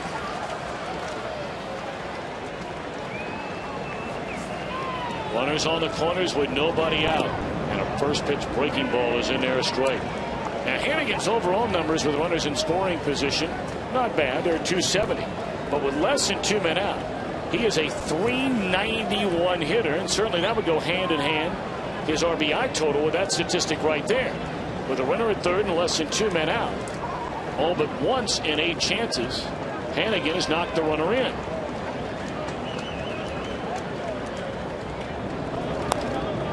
Quickly behind here, 0-2. This is a very, very important at bat. Mike Leake is a good hitter in the on deck circle, but he is a pitcher.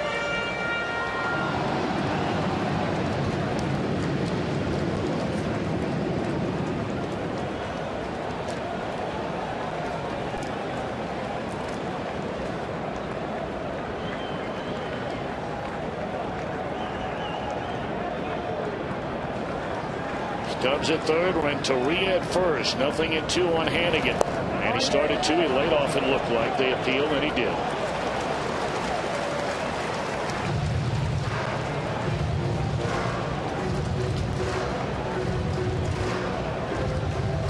Stubbs reached on the air by the third baseman Pena. Went to third on a base hit by Edgar Renteria. Reds are down 2-0. Trying to break through against the veteran right-hander Freddie Garcia here in the bottom of the 5th inning with nobody out. The count is 1-2 on Hannigan.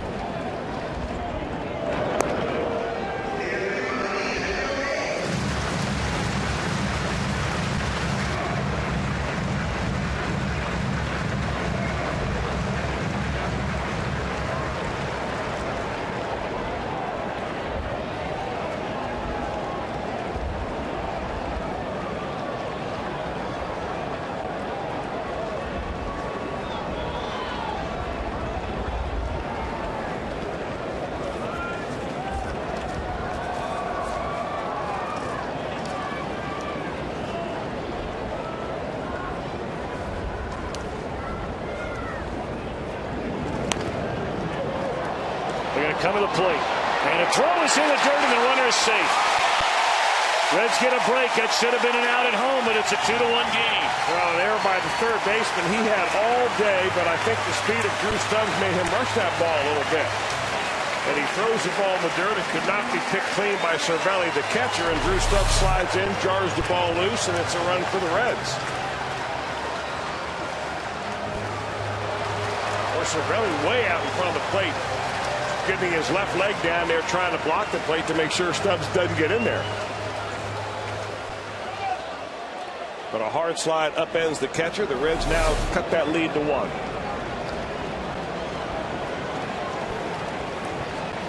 And now an ideal spot for Leake, to say the least. The first and second, nobody out. You can ask him to put one down and give Lewis a chance to tie it, if not give you the lead. And you can't roll it out there any better than that. And Pena's throw is in time, and a nice job by Leake, his third sacrifice of the year. Tying one at third, go ahead one at second.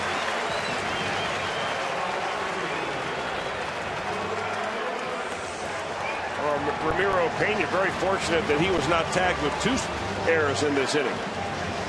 They gave Drew Stubbs a base hit on the infield ground ball that went to him, and then the throw hit him in the neck going down the line. So you turn the lineup over, you get the Reds top of the order coming.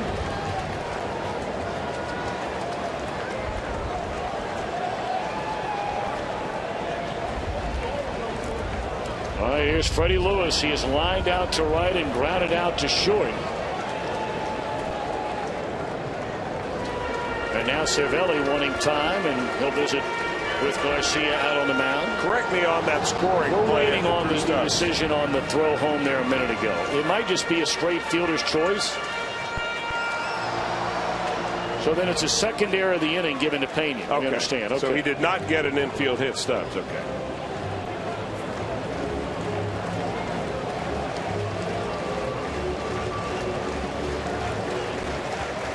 The bottom line is the Reds have the tying run at third. They have the go-ahead run at second with 1 out. 0-1 on Lewis. Well, the Reds, you know, when you throw the ball as slow as Freddie Garcia does, you get a real good look at it. And you tend to swing at pitches that are not your pitch because you see him so well. And I think that's what Garcia senses, and that's what keeps him in this league. Just because you think you see it well doesn't mean you should swing at it. You should still wait for one that you can handle. Thigh high, middle of the plate would be nice. Nice play there by the Yankee catcher Cervelli, keeping the runners at second and third.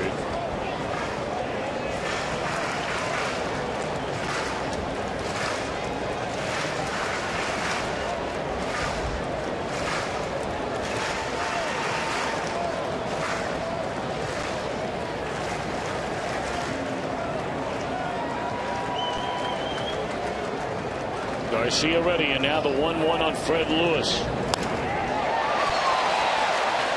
This is deep enough to tie the game.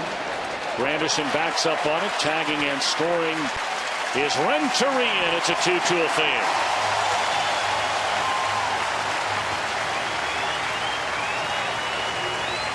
Nice job by Fred Lewis. Well, that's the advantage of getting a runner over to third base, why Mike Leake was up there to sacrifice him over. It's so much easier to get him in from third than from second.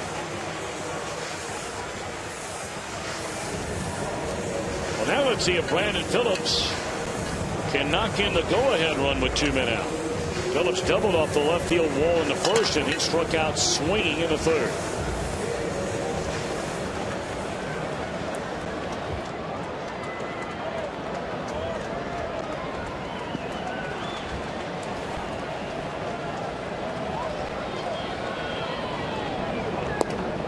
Strike one.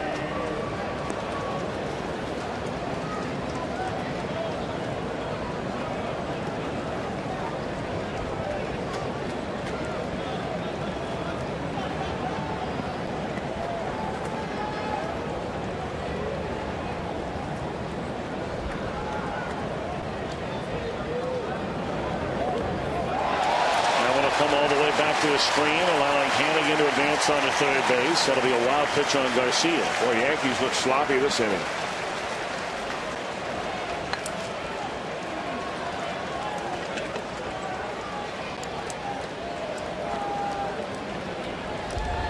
Well, you know, Freddie Garcia is saying to himself, man, we have given them 5 outs in this inning.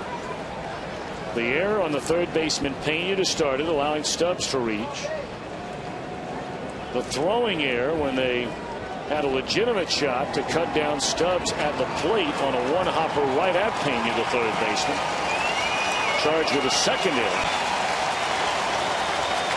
Reds only have 1 hit in the inning, and that was a broken bat hit by Renteria into left field. But it's a 2-2 game. And at the end of the day, that's all that matters.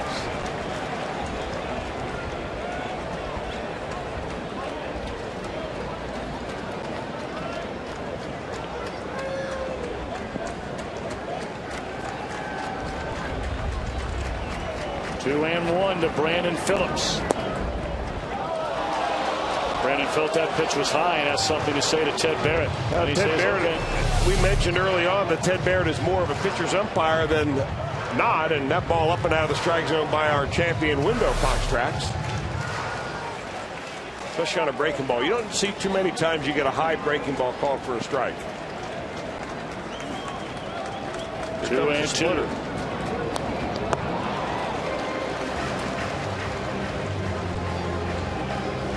Freddie Garcia has strung together a couple of real good starts. His last outing was at the Cubs. He shut them down on 3 runs over 7 innings. Before that, against the Cleveland Indians. Picked up the win, 6 2/3 of 1-run baseball. But right before that start, the Boston Red Sox whacked him around pretty good. He lasted less than 2 innings in that. They usually don't go with more than about 100 pitches per start for Garcia at the tops. In the air, right field, and this will end the inning. So the Reds take advantage of a couple of errors and tie this game 2-2 as we go to the 6th.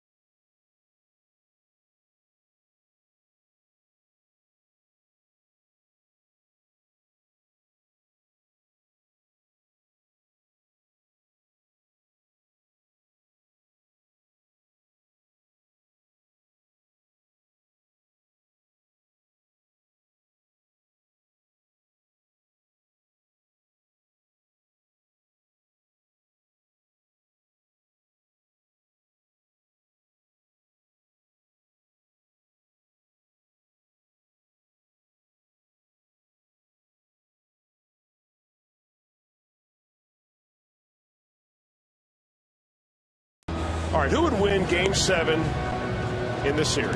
The 1927 Yankees Murderers Row or the 1976 Big Red Machine? Text 1 or 2 to 37664 and standard rate supply on your text. Now, you know, Chris, you and I were talking before the game about, you know, the teams. And a lot of people, of course, a lot of them, there are a lot of younger fans that don't know all the lineup of the Big Red Machine. And I know a lot of you are throwing stuff at the TV, say, give me a break. Come on, there are a lot of younger fans out there. You know, kids in their teenagers, even kids maybe in their 20s that don't know the Big Red Machine lineup. So let's go position by position. And where you see the little star, those are players that are in the Major League Baseball Hall of Fame. So you get a look at the Big Red Machine team, and then you get a look at the 27 Yankees. Hall of Famers Gehrig, Lazzeri, Combs, and of course the Bambino. And the Reds, of course, have Bench, Perez, Morgan. Rose would be there. We know that. That would be a lead pipe cinch. And you'd think one day Concepcion will be there. That's a very good question. What do you think? I think it depends when you play the game. If you played it in '76, those 27 Yankees would be awfully old. I'd go with the Reds in that case. Well, obviously, we weren't around to see that 27 Yankee team, and there are a lot of people that feel like that and the Big Red Machine team were two of the best of all time. Slow roller fouled by Swisher. And it's 0-2 to begin the 6th inning of a 2-2 game. I just can't imagine in a 7-game series there has ever been a baseball team that would have beaten the 1976 Cincinnati Reds. And I don't say that because, you know, you grew up here. It's impossible for me to believe in a best of 3, best of 5, maybe best of 7. I just can't see it. Well, you know, the only thing, Tom, is that it's so difficult to compare teams and even the way you play baseball across generations. I mean, for instance, the 76 Reds played the majority of their games on AstroTurf.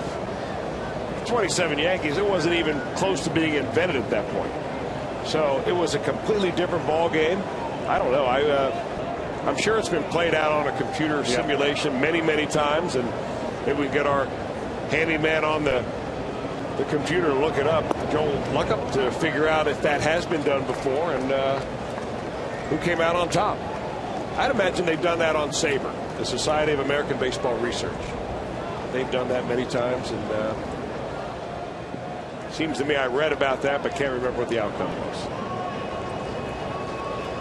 It was close, though. High fly ball into left field. This will be the first out here in the Yankees' 6th.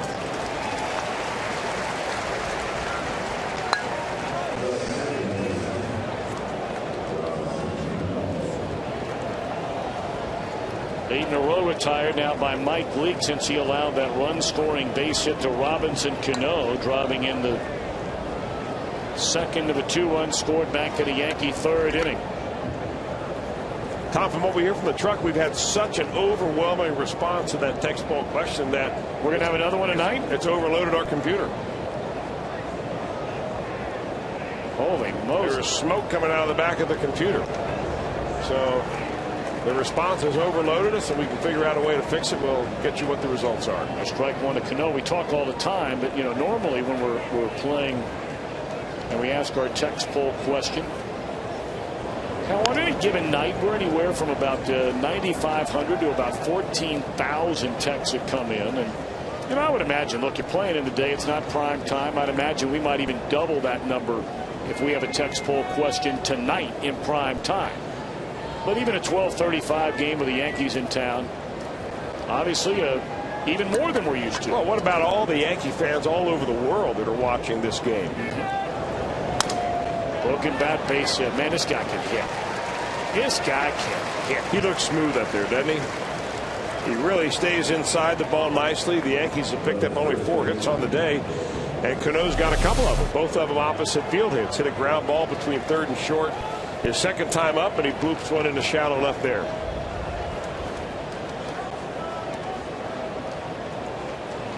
You know, Cano's numbers as far as home runs and RBIs are almost identical to Jay Bruce, but he has more doubles, he has one more triple, he has a batting average that's you know, nearly 20 points higher. It is 20 points higher after the 2 hits here today.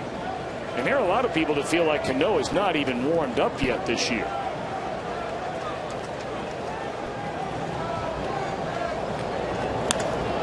That ball is clobbered into right field.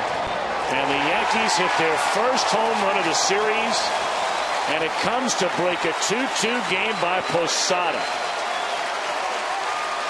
No sooner do the Reds tie the game, Leake gives up a laser to Jorge Posada. I remember that the last time the Yankees came into town on an interleague series, the ballpark was still fairly new. Robinson Cano was a rookie, and Jorge Posada hit a home run to dead center field that went over the batter's eye.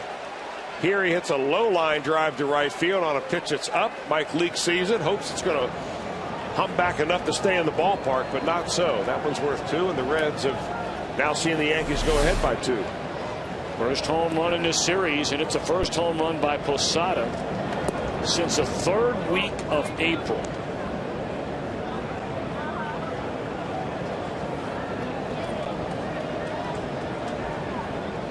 Boy, oh boy, there are a lot of guys in this Yankee lineup that you worry about hurting you with a home run. I don't think once you got past Robinson Cano, and it's certainly not, you know, any knock on anybody batting in the lower part of the Yankee order, but let's face it, there's no A-Rod here in game 1. There's no Teixeira here in game 1, which means that guys like Swisher and Cano move up in your batting order.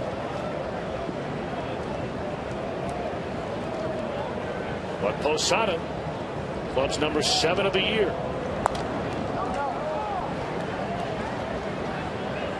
Well, that was a lot shorter than the one he hit back when the Yankees first came through interleague play. In fact, he hit it off the top of the batter's eye, and the New York papers refer to the batter's eye here in Cincinnati as a black utility shed. And promptly the Reds turned that into a party deck by making it look like a paddle wheel boat. Much improved right now, the looks of it anyway, but Posada's home run at that time went somewhere up this area.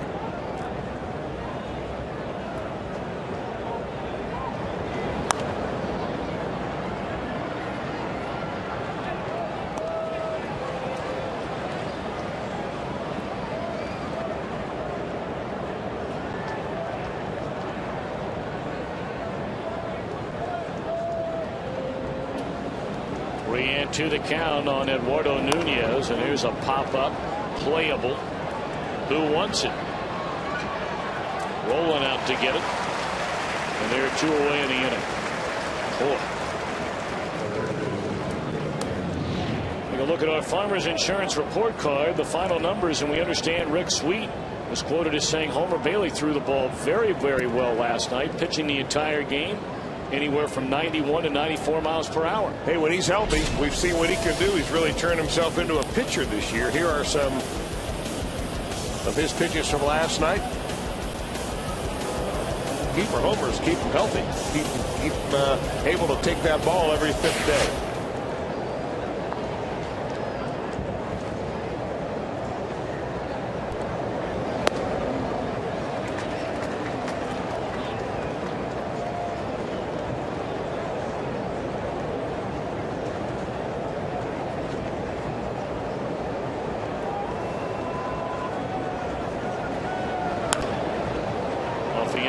Shallow right center field. Stubbs is there, inning over. Major damage done. A 2-run home run by Posada. His first home run in nearly 2 months to give the Yankees a 2-run lead.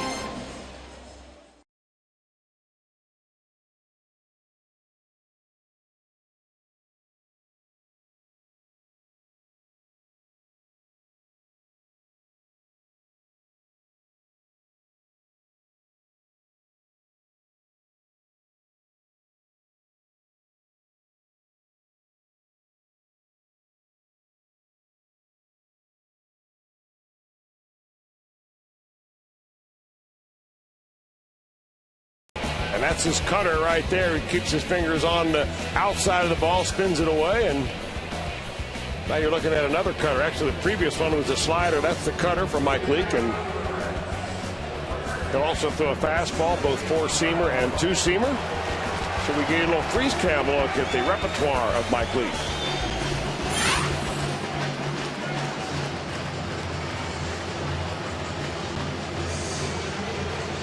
Coors Light Freeze Cam brought to you by Frost Brew Coors Light. All right, Reds again in catch-up mode. They were behind 2-0 till they took advantage of a couple of errors. Had a base hit. Joey Votto, first pitch swinging. There's a roller to second, and there's one out in the inning. Votto 0 for 2 today. When the Reds get it done with an RBI, that means another $25 from Shakely for the Reds Community Fund. Shakely, it's done.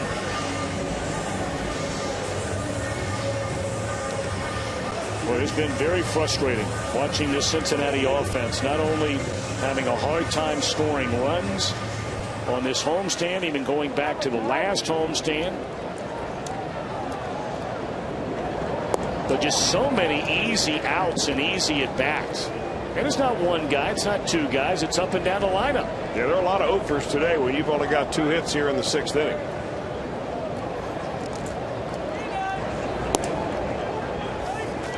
Of course, the other night, they managed a grand total of 4 hits in the first 8 innings, and 2 of them came the first 2 batters of the game against Ivan Nova. Before they got a hit against Ayala to begin the 9th inning, an infield hit by Rowland against Rivera to knock in a run. It came up a couple of runs short.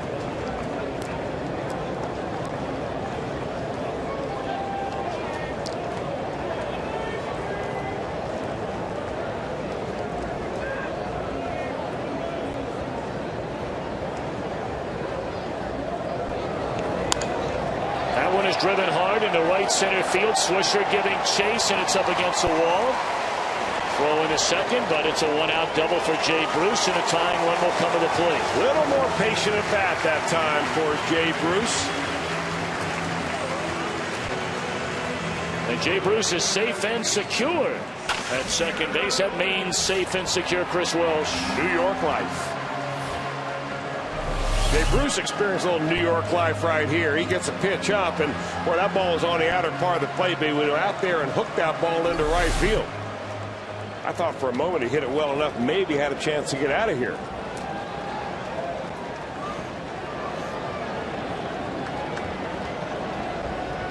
Now the first time a few bodies beginning to at least move around out of that Yankee bullpen. Freddie Garcia still a very, very low pitch count.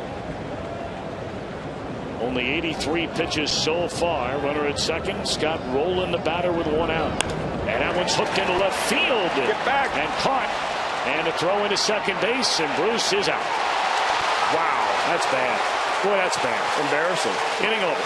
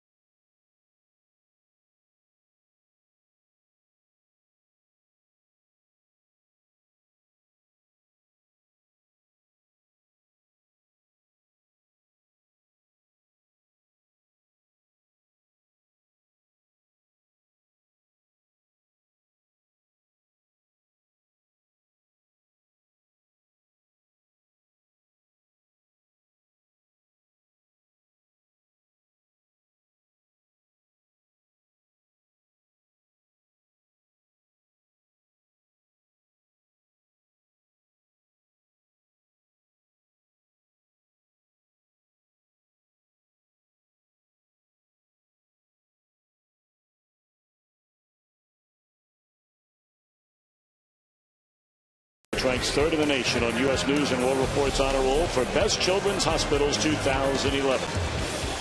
By your Cincinnati and Northern Kentucky Honda dealers. And by Wendy's. You know when it's real.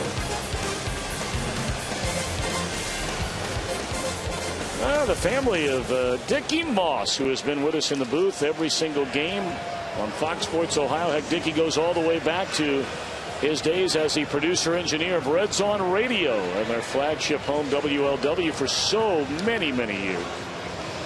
And we are so blessed to have him in the booth every night.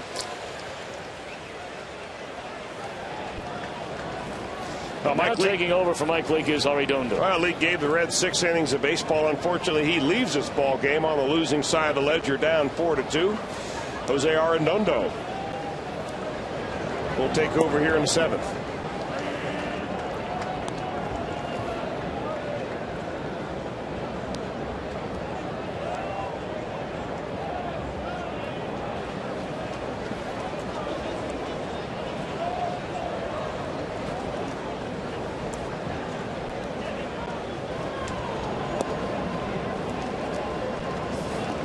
Arredondo, you may remember, came into the game in relief of Travis Wood here 2 nights ago and walked the first batter. Granderson stole second. And on that same play, advanced on to third when Paul Giannis dropped the ball and a perfect throw made by the catcher Ryan Hannigan. And then a wild pitch brought him in. Reds have Bill Bray getting loose in the bullpen. Cervelli has struck out twice.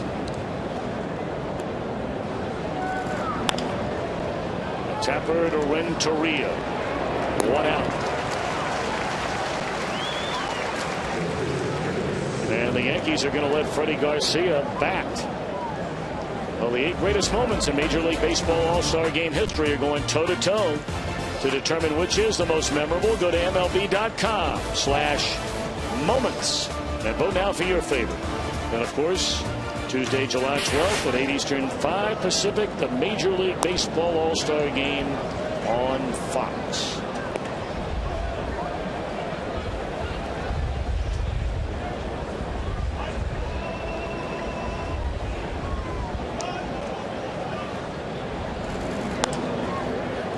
You know, we received an email from a fan a few minutes ago, and you know, it's a very good question. Our text poll question about, you know, the murderer's row lineup, the 1927 New York Yankees. How would they fare in a 7-game World Series against the 1976 Reds? And a fan wanted to know about the pitchers for those 2 teams. Now, that's a good question. On the ground, Renteria will throw out Garcia. There are 2 away. He said he has to know this, Chris, before he can write in and decide who would win. Well, we know about the 1976 Reds. We know they had Don Gullett in their rotation. We know they had Jack Billingham in their rotation. Those were the 2 primary pitchers. As far as the number 1 and 2 guy, Gary Nolan was in that rotation. Freddie Norman, if I'm not mistaken, was in that rotation. And, you know, down in the bullpen, I mean, they had so many great arms in that bullpen. You know, Raleigh Eastwick, the closer, Will McEnany, the left-hander down there with him. McEnany, of course, closed out the 75 World Series. You had Pedro Borbon and Clay Carroll, among others, down there in the bullpen. And so those were the guys with the Reds. Man, I'm sorry if I'm forgetting you know, somebody here or there that also was an important factor on those temes. We have to dig around a little bit to tell you about, you know, who are the primary pitchers. And in 1927, I mean, that wasn't the age of, you know, the left-handed specialist, the setup guy, the closer. None of that kind of thing was going on. Guys that generally started the game, they finished the game. Well, they did. I mean, they had 82 complete games that year out of 155. So what they started, the Yankees usually finished. Of course, the big winner that year for the New York Yankees was Reds broadcaster Wade Hoyt. He won 22 games and lost 7 that year, and also had a save. But they had a couple of other pitchers. Will Seymour won 19. Irvin Shocker won 18. And Herb Pennock was a 19-game winner. Well, you're all over.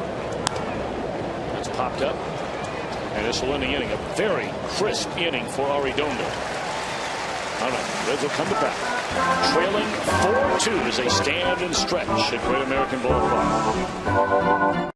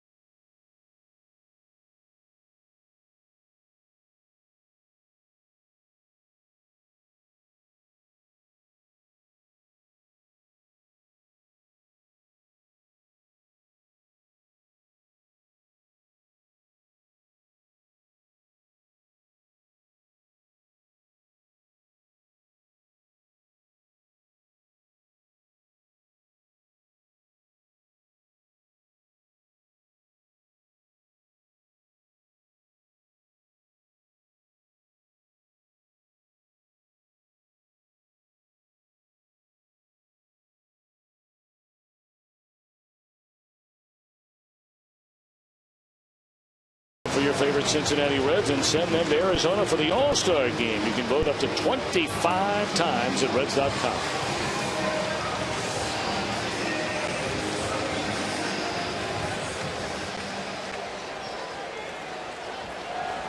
All right, Freddie Garcia, his 85th pitch of the game. And a hot smash right through the legs of the drawn-in Pena. It's the second time that Stubbs has reached on an error by the third baseman, and that's his third error of the afternoon. Nowhere to hide out there. They're trying to take this bunt away from Drew Stubbs, and he rockets the ball on the ground hard, and it goes right through the wickets.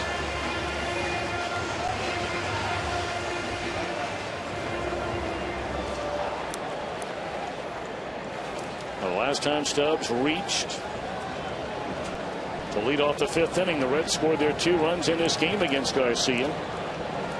And a big part of that was a base hit off the end of the bat into left field by the man who bats now, Edgar Renteria. Ball 1. Well, you have Hannigan now at a pitcher spot.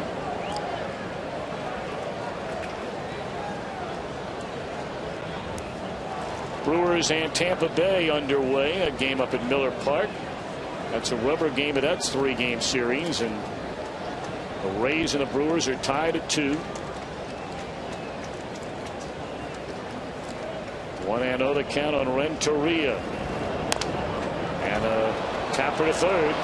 There's one, and that's a double play, and 0-2 in the inning.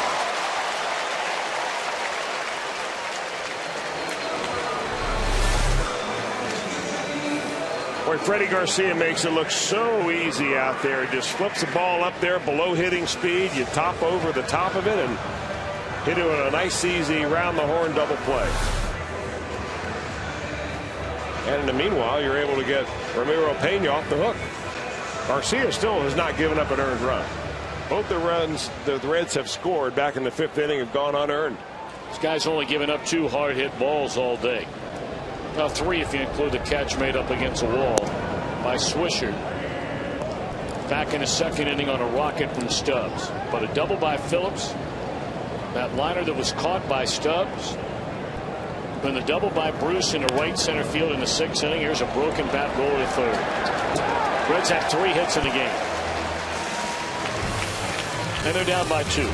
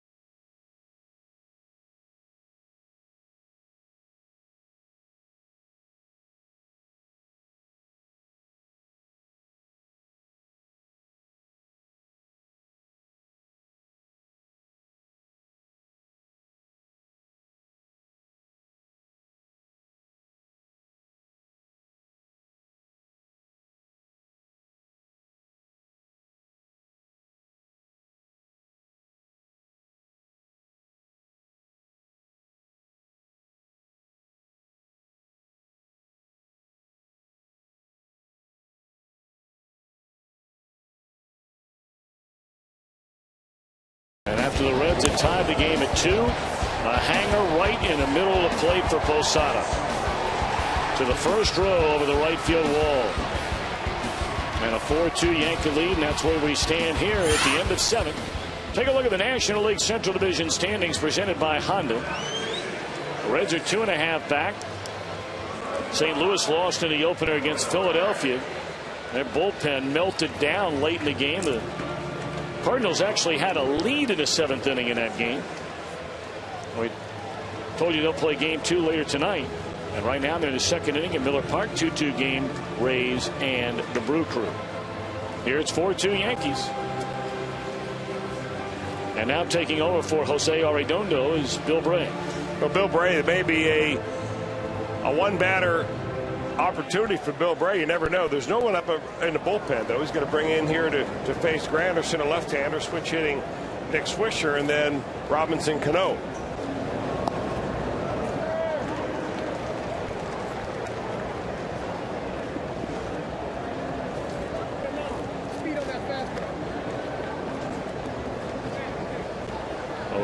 Granderson, and a fastball is outside.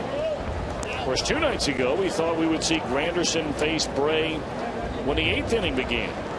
You had the left-handed batting Granderson. Teixeira is a switch hitter. The ball pulled foul. You had Rodriguez, a right-handed batter, but then Cano, a left-handed batter. And it wasn't Bray who entered the game. It was Arredondo.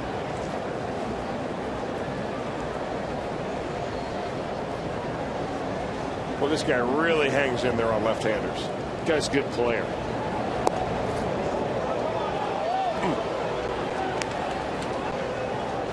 You know, you touched on it the other night, but boy, when guys come from another place, it is fascinating to watch how they fare playing under the bright lights in New York, and especially the bright lights at Yankee Stadium. You know, do they wilt or do they step up? There's a pop fly in the short right field, and I think it's safe to say, Chris, that now Granderson, his 2nd full year as a Yankee, has elevated his game to another level. The same can be said for the former Ohio State Buckeye Nick Swisher. You're right about that, Tom. Some guys really enjoy being under the spotlight. Doesn't affect them at all, and some guys you like wilt. But Granderson was already a very good player. I mean, he had some tremendous years in Detroit. In fact, he batted over 300 one year. Always was good for about 70 runs batted in. Lots of speed on the base paths. Nick Swisher, he was kind of mired in Oakland before he got the break to come to New York, and he's made the most of it.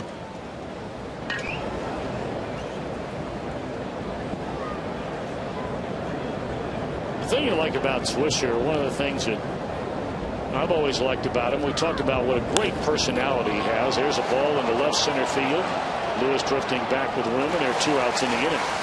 Is it, you know, Swisher comes right out and says, hey, look, there are other guys in this lineup that obviously are going to get all the pub. Whether you're talking about Granderson or A-Rod or Teixeira or, you know, obviously Derek Jeter when he's around. He says, I want to be one of those guys. I want to be one of those guys when they talk about having to play the New York Yankees. They got to worry about Nick Swisher. And in New York, brother, if you're going to talk the talk, you better walk the walk. Well, he had a pretty good year last year. He hit nearly 290. He's about 45 points off that right now. But he plays every day. He's a switch hitter. When you back him up with Teixeira and A-Rod and, of course, Derek Jeter in the lineup normally, they're going to talk about those other guys whether you like it or not, Dick. But I can understand where he's coming from. He's kind of like the Johnny Gomes attitude of the New York Yankees. Good analogy. High spirit, high energy.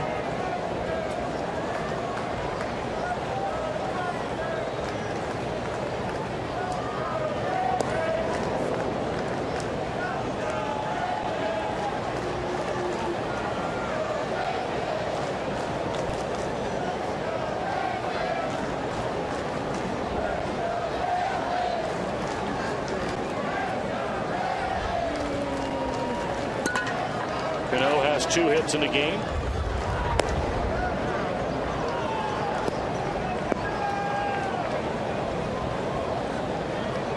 3-1 account on Robinson Cano.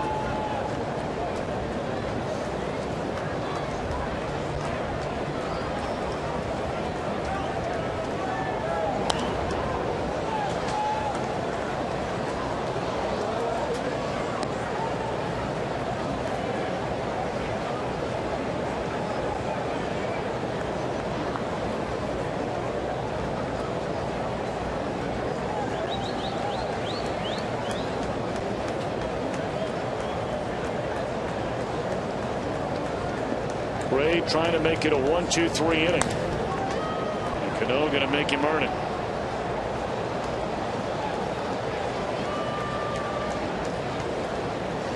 Well, you talk about a guy that just looks smooth at the plate. I mean, he never looks overmatched, at least hasn't in this series. Waits a long time before he commits. Gets his legs involved in his swing.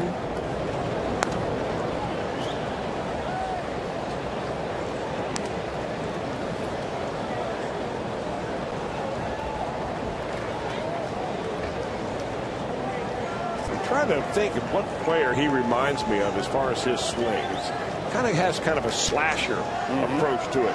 But he gets a lot of extra base hits. Yeah. So I mean, there's some pop in that bat. There's a lot of pop in that bat.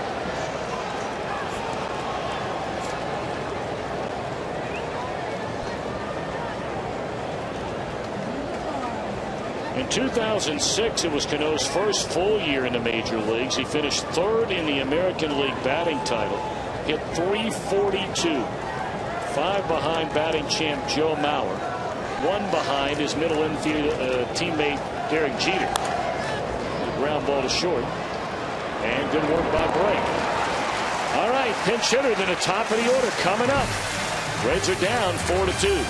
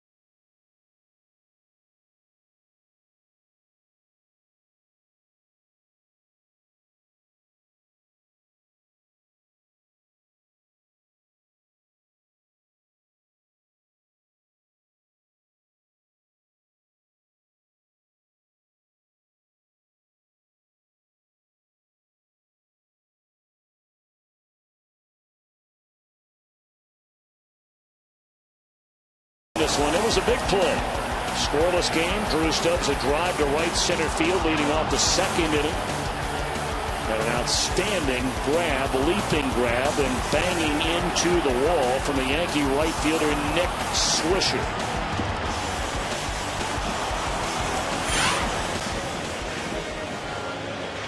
A familiar face. Chris, a guy I know you were very high on coming up through the Reds organization, takes over now in right field. Chris Dickerson. There's a lot of tools, Chris Dickerson.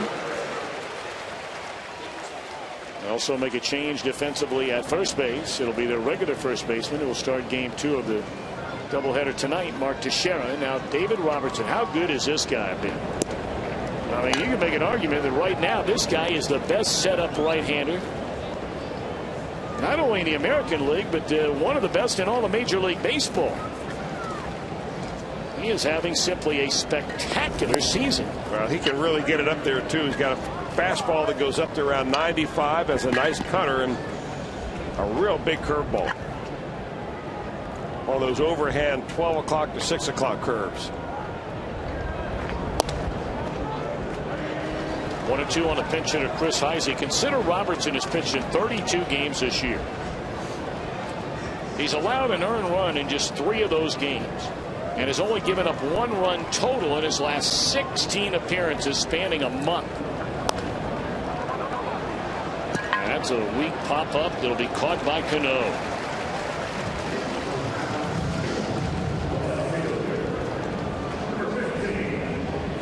This week on Fox Saturday Baseball, interleague play continues. The Indians will go out west to take on the Giants. It's a good series. This week's telecast of Fox Saturday Baseball begins at 4 p.m. Eastern, 1 p.m. Pacific. You know, the Indians, they got off to that unbelievable start. They really came crashing back down to earth, but now they're beginning to play a little bit better again. They have a 1-game lead over the Tigers going into play tonight. Strike 1 to Fred Lewis.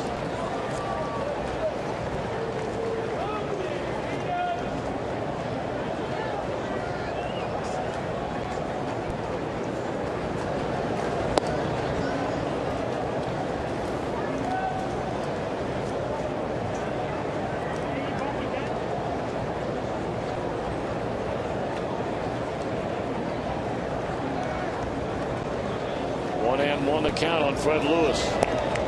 And a strike 2 call. Well, come to the Red State for more. You know all about Cincinnati USA and their getaway packages. Visit CincinnatiUSA.com.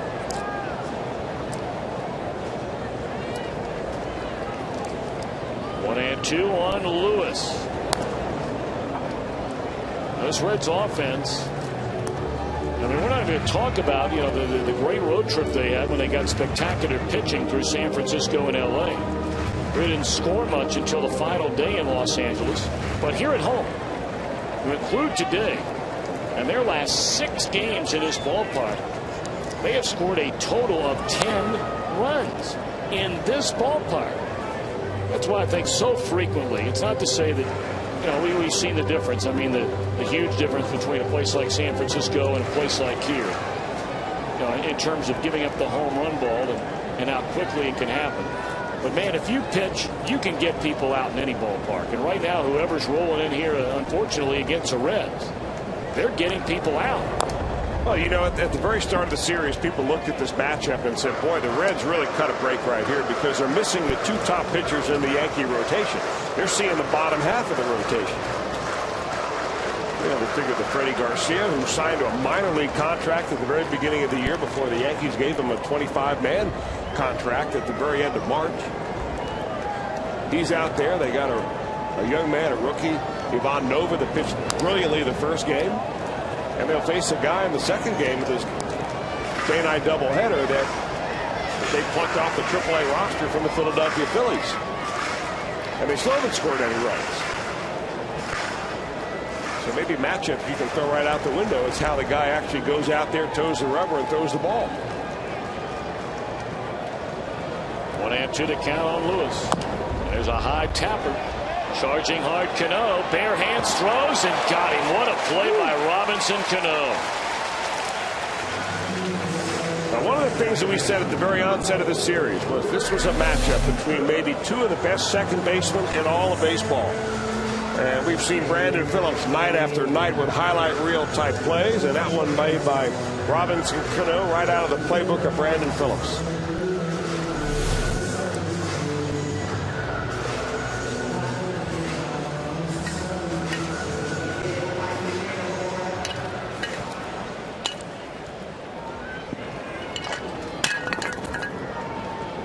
Brandon Phillips, 1 of 3, double to left back in the first inning.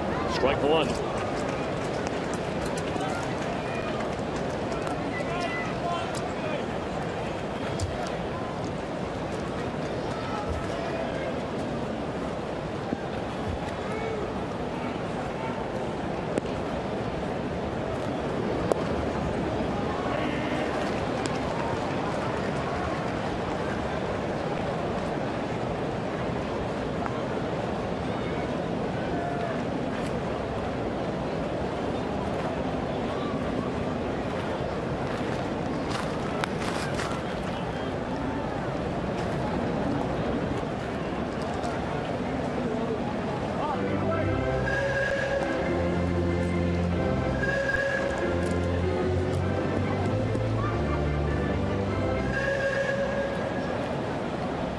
Garcia today goes 7 innings and allows a total of 2 unearned runs, giving up just 3 base hits. Again, just 1 walk, and that was to the 3rd batter of the game. So now the Reds in their last 6 games have drawn a total of 3 walks.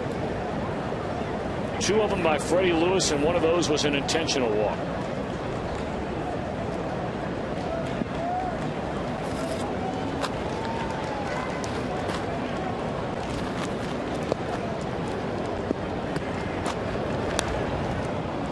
Two and 2 on Brandon. You're down 2. You're hoping for that proverbial bloop and a blast. Give Votto a chance to tie this baby up with 1 crack of the bat.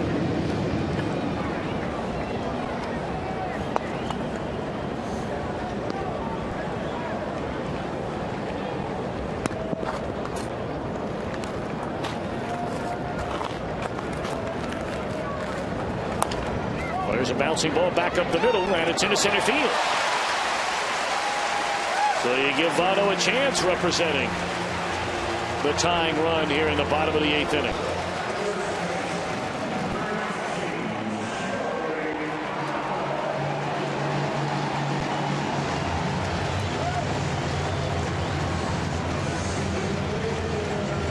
Now, 9 home runs on the year for Joey Votto, but I got to tell you about David Robertson. He has not given up a homer yet this season. In fact, left-handers are batting way worse than right-handers are, and he loves to use that breaking ball, that hard, downward breaking curveball. First pitch breaking ball, and a beauty by Robertson on the outside corner.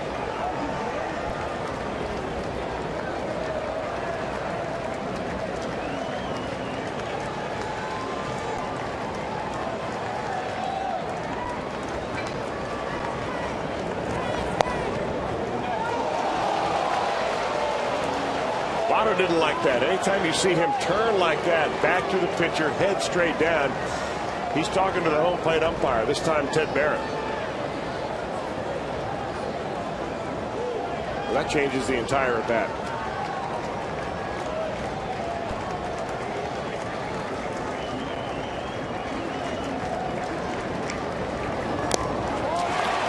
One hit, 1 left. End of 8, 4-2 New York.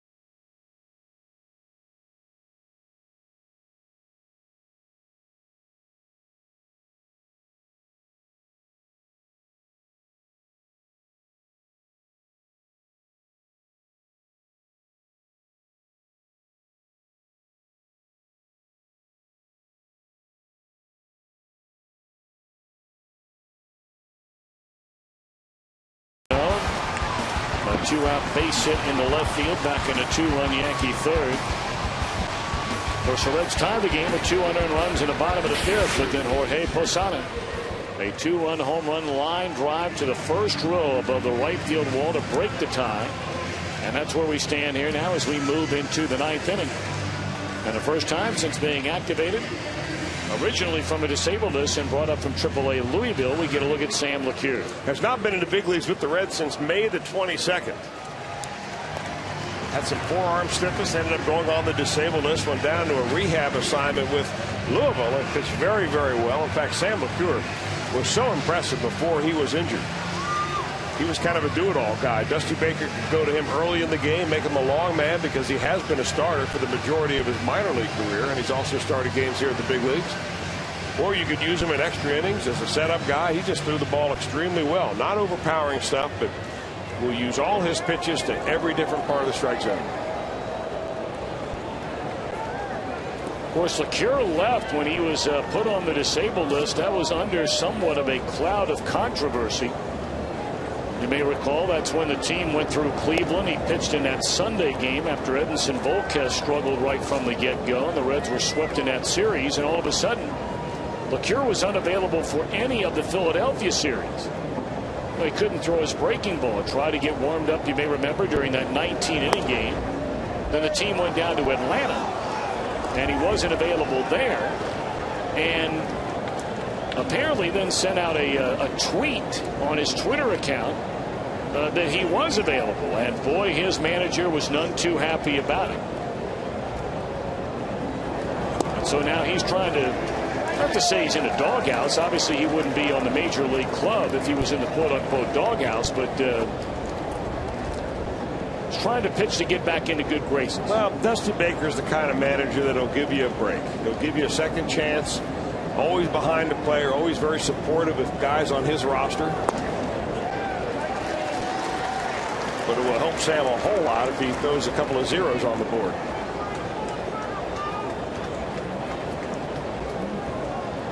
Mark Teixeira bats for the first time since coming on defensively.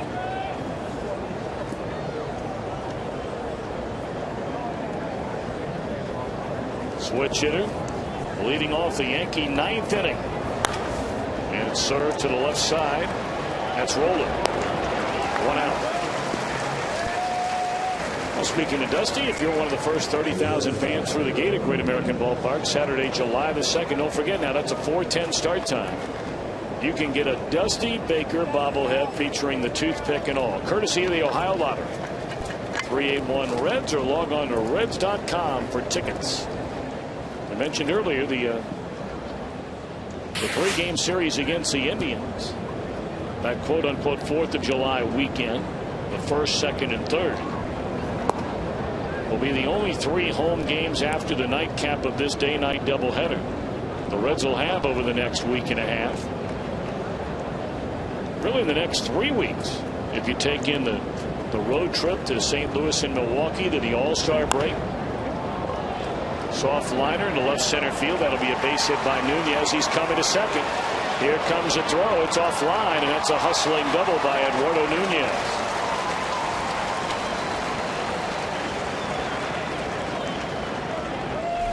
Well, second time today, Eduardo Nunez hit the ball very hard, lined out to second base his first time up. That ball kind of fooled Drew Stubbs, I think. It went a little farther than he thought it did. Nunez thinking a double all the way. Hey, scouts love this guy. People have watched him play, followed the Yankees around, think that he is going to be around for a while.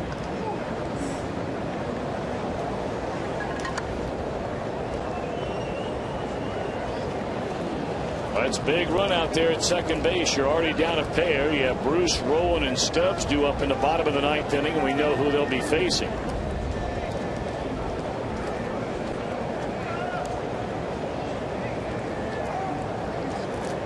So here's Ramiro Pena, who's been hit by a pitch, lined out, and fly to center. Ball 1.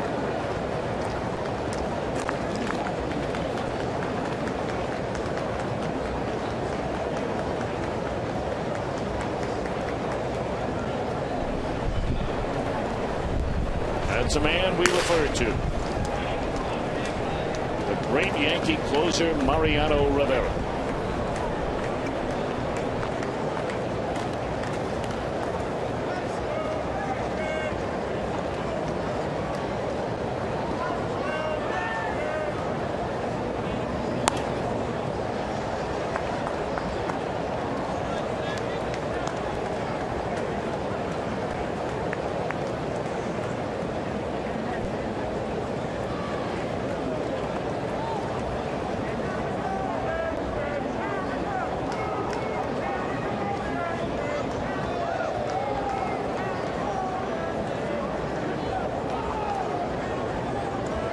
Runner at second, 1-1 pitch, and now they have the runner caught. Renteria, the running back, rolling to Renteria, and now the tag out by LeCure. Well, Sam LeCure did exactly what he should do as a pitcher in that. He heard somebody else step off, and as he looked back, he saw Nunez wavering off the bag. And the idea then is to run at the runner, make him commit one way or another, and then as soon as he does, give it up to an infielder. And you get him in a pickle and you put him out, and that's a big runner out at second base, getting him out of scoring position. So that goes pitcher to short to third to short, back to LeCure. The Yankees have played sloppy baseball. Defensively, they played sloppy. They haven't run the bases well. Of course, the Reds haven't run the bases well either. But right now, they hold that 2-run edge.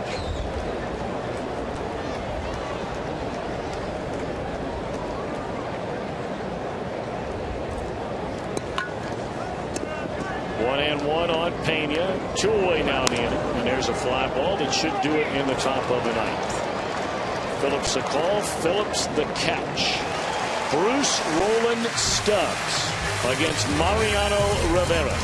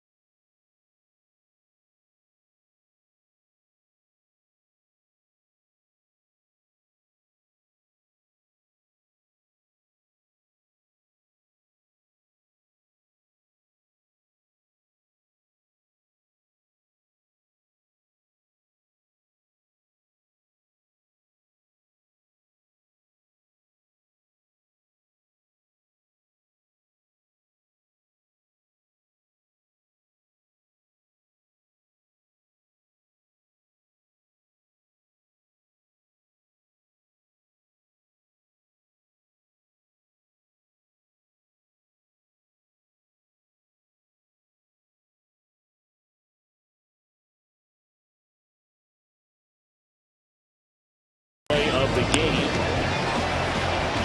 Runner at second. Liner into left. Play right in front of Jay Bruce. He's doubled off. That's away the 6th inning ended.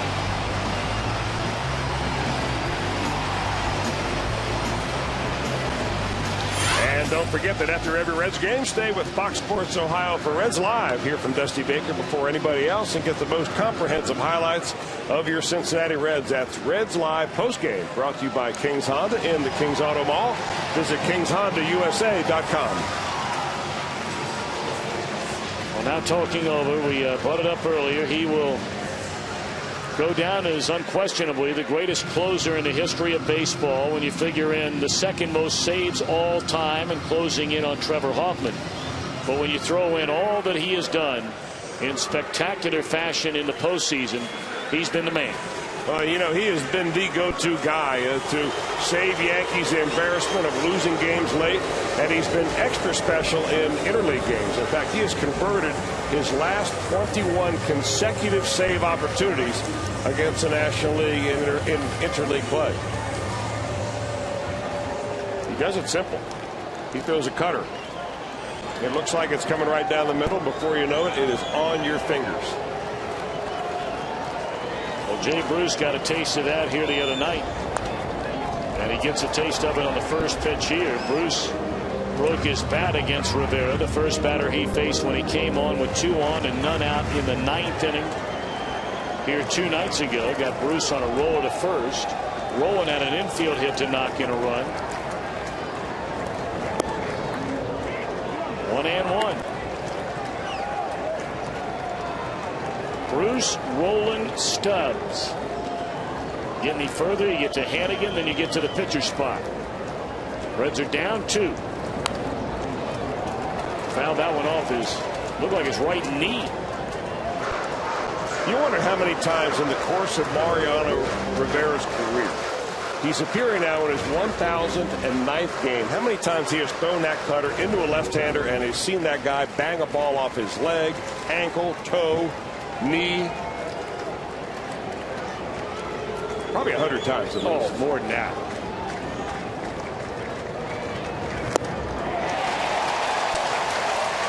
One out. Well, he's got 1,073 of those.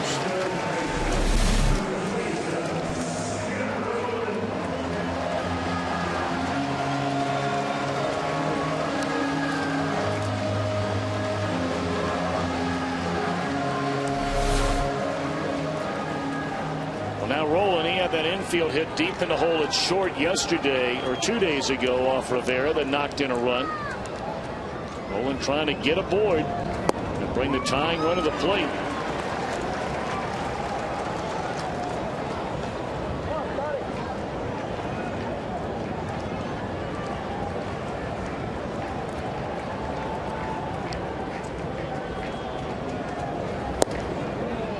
Of course, Rivera is the last of nearly a dozen players going back over the last number of years who were allowed to wear the number 42, which of course was made famous by Jackie Robinson, has been retired by every major league club and has been since 1997. It happened to be the same year that Rivera became the Yankees closer. And he'll be the first to tell you how much that number means to him, carrying on, if you will, the legacy of Jackie Robinson. Of course, for the Yankees, one day they're going to have to put up 42 and then another 42. Because we talked about all the players' jerseys and numbers that they've retired. Well, Rivera ranks among the greatest Yankees of them all. No doubt. I mean, look at those numbers. Career in the postseason, nearly 100 games.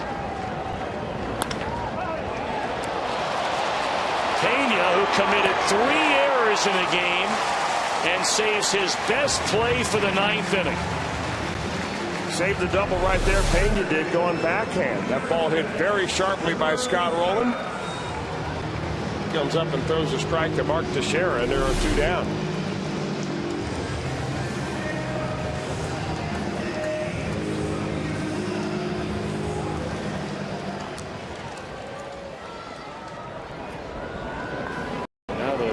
Are down to their final out. They have again just been completely shut down, and it really doesn't matter who has been on the mound. 10 total runs scored, Chris, in their last 6 games. Much has been made by the fans on talk shows and the writers in the media about this Reds team that with 1 more out will be 1 game over 500 if they remain less than a handful of games behind the front runners in the division. Well, bottom line, that's the important thing, that you're still in contention, you're still in the division, you're going through a rough spot right now where your offense is not clicking at all. But you're wasting a lot of pretty good pitching performances in the meantime. And what you don't want to do is get your pitching staff thinking, I got to go out there and throw a shutout just to win a ball game. That appears like that's the case right now.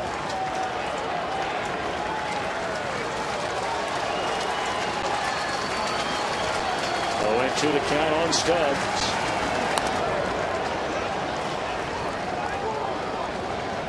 Rivera will occasionally throw a 2-seam fastball. In fact, he went years and years in his career before he ever threw a 2-seamer. And he threw that or developed that pitch because he had to figure out a way to get Edgar Martinez out. Right-handed hitter used to love to hit the ball the other way. So he'll throw that occasionally inside underneath the hands of a right-handed hitter to get him off that cutter.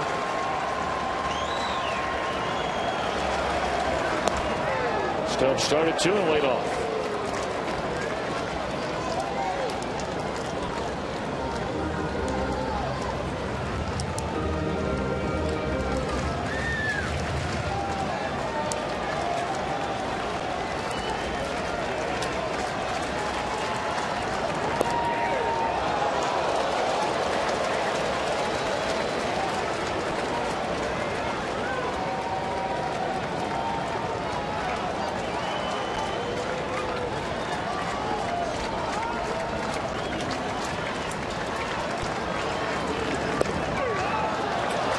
3-2.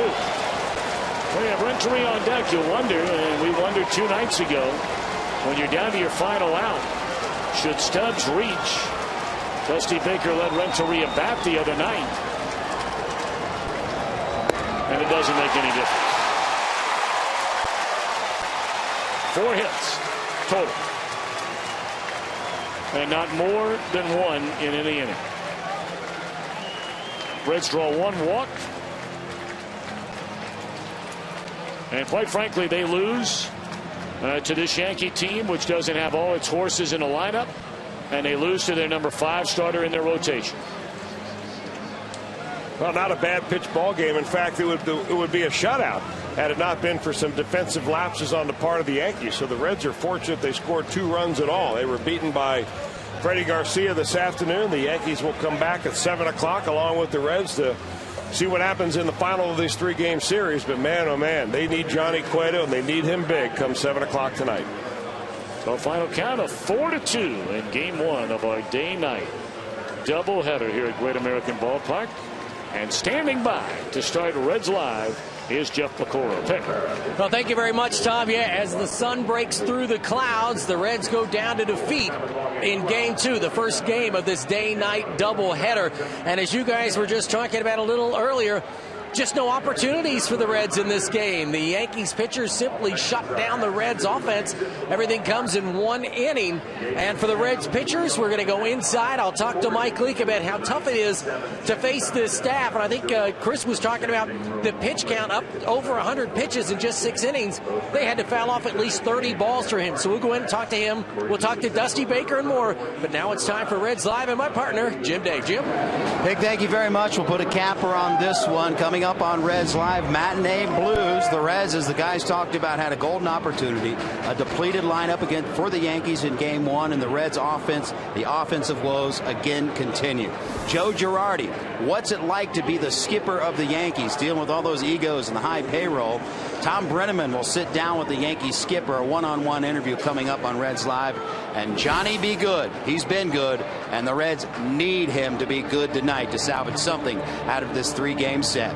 It's a day-night doubleheader. Yankees take game 1 of it. They win the series.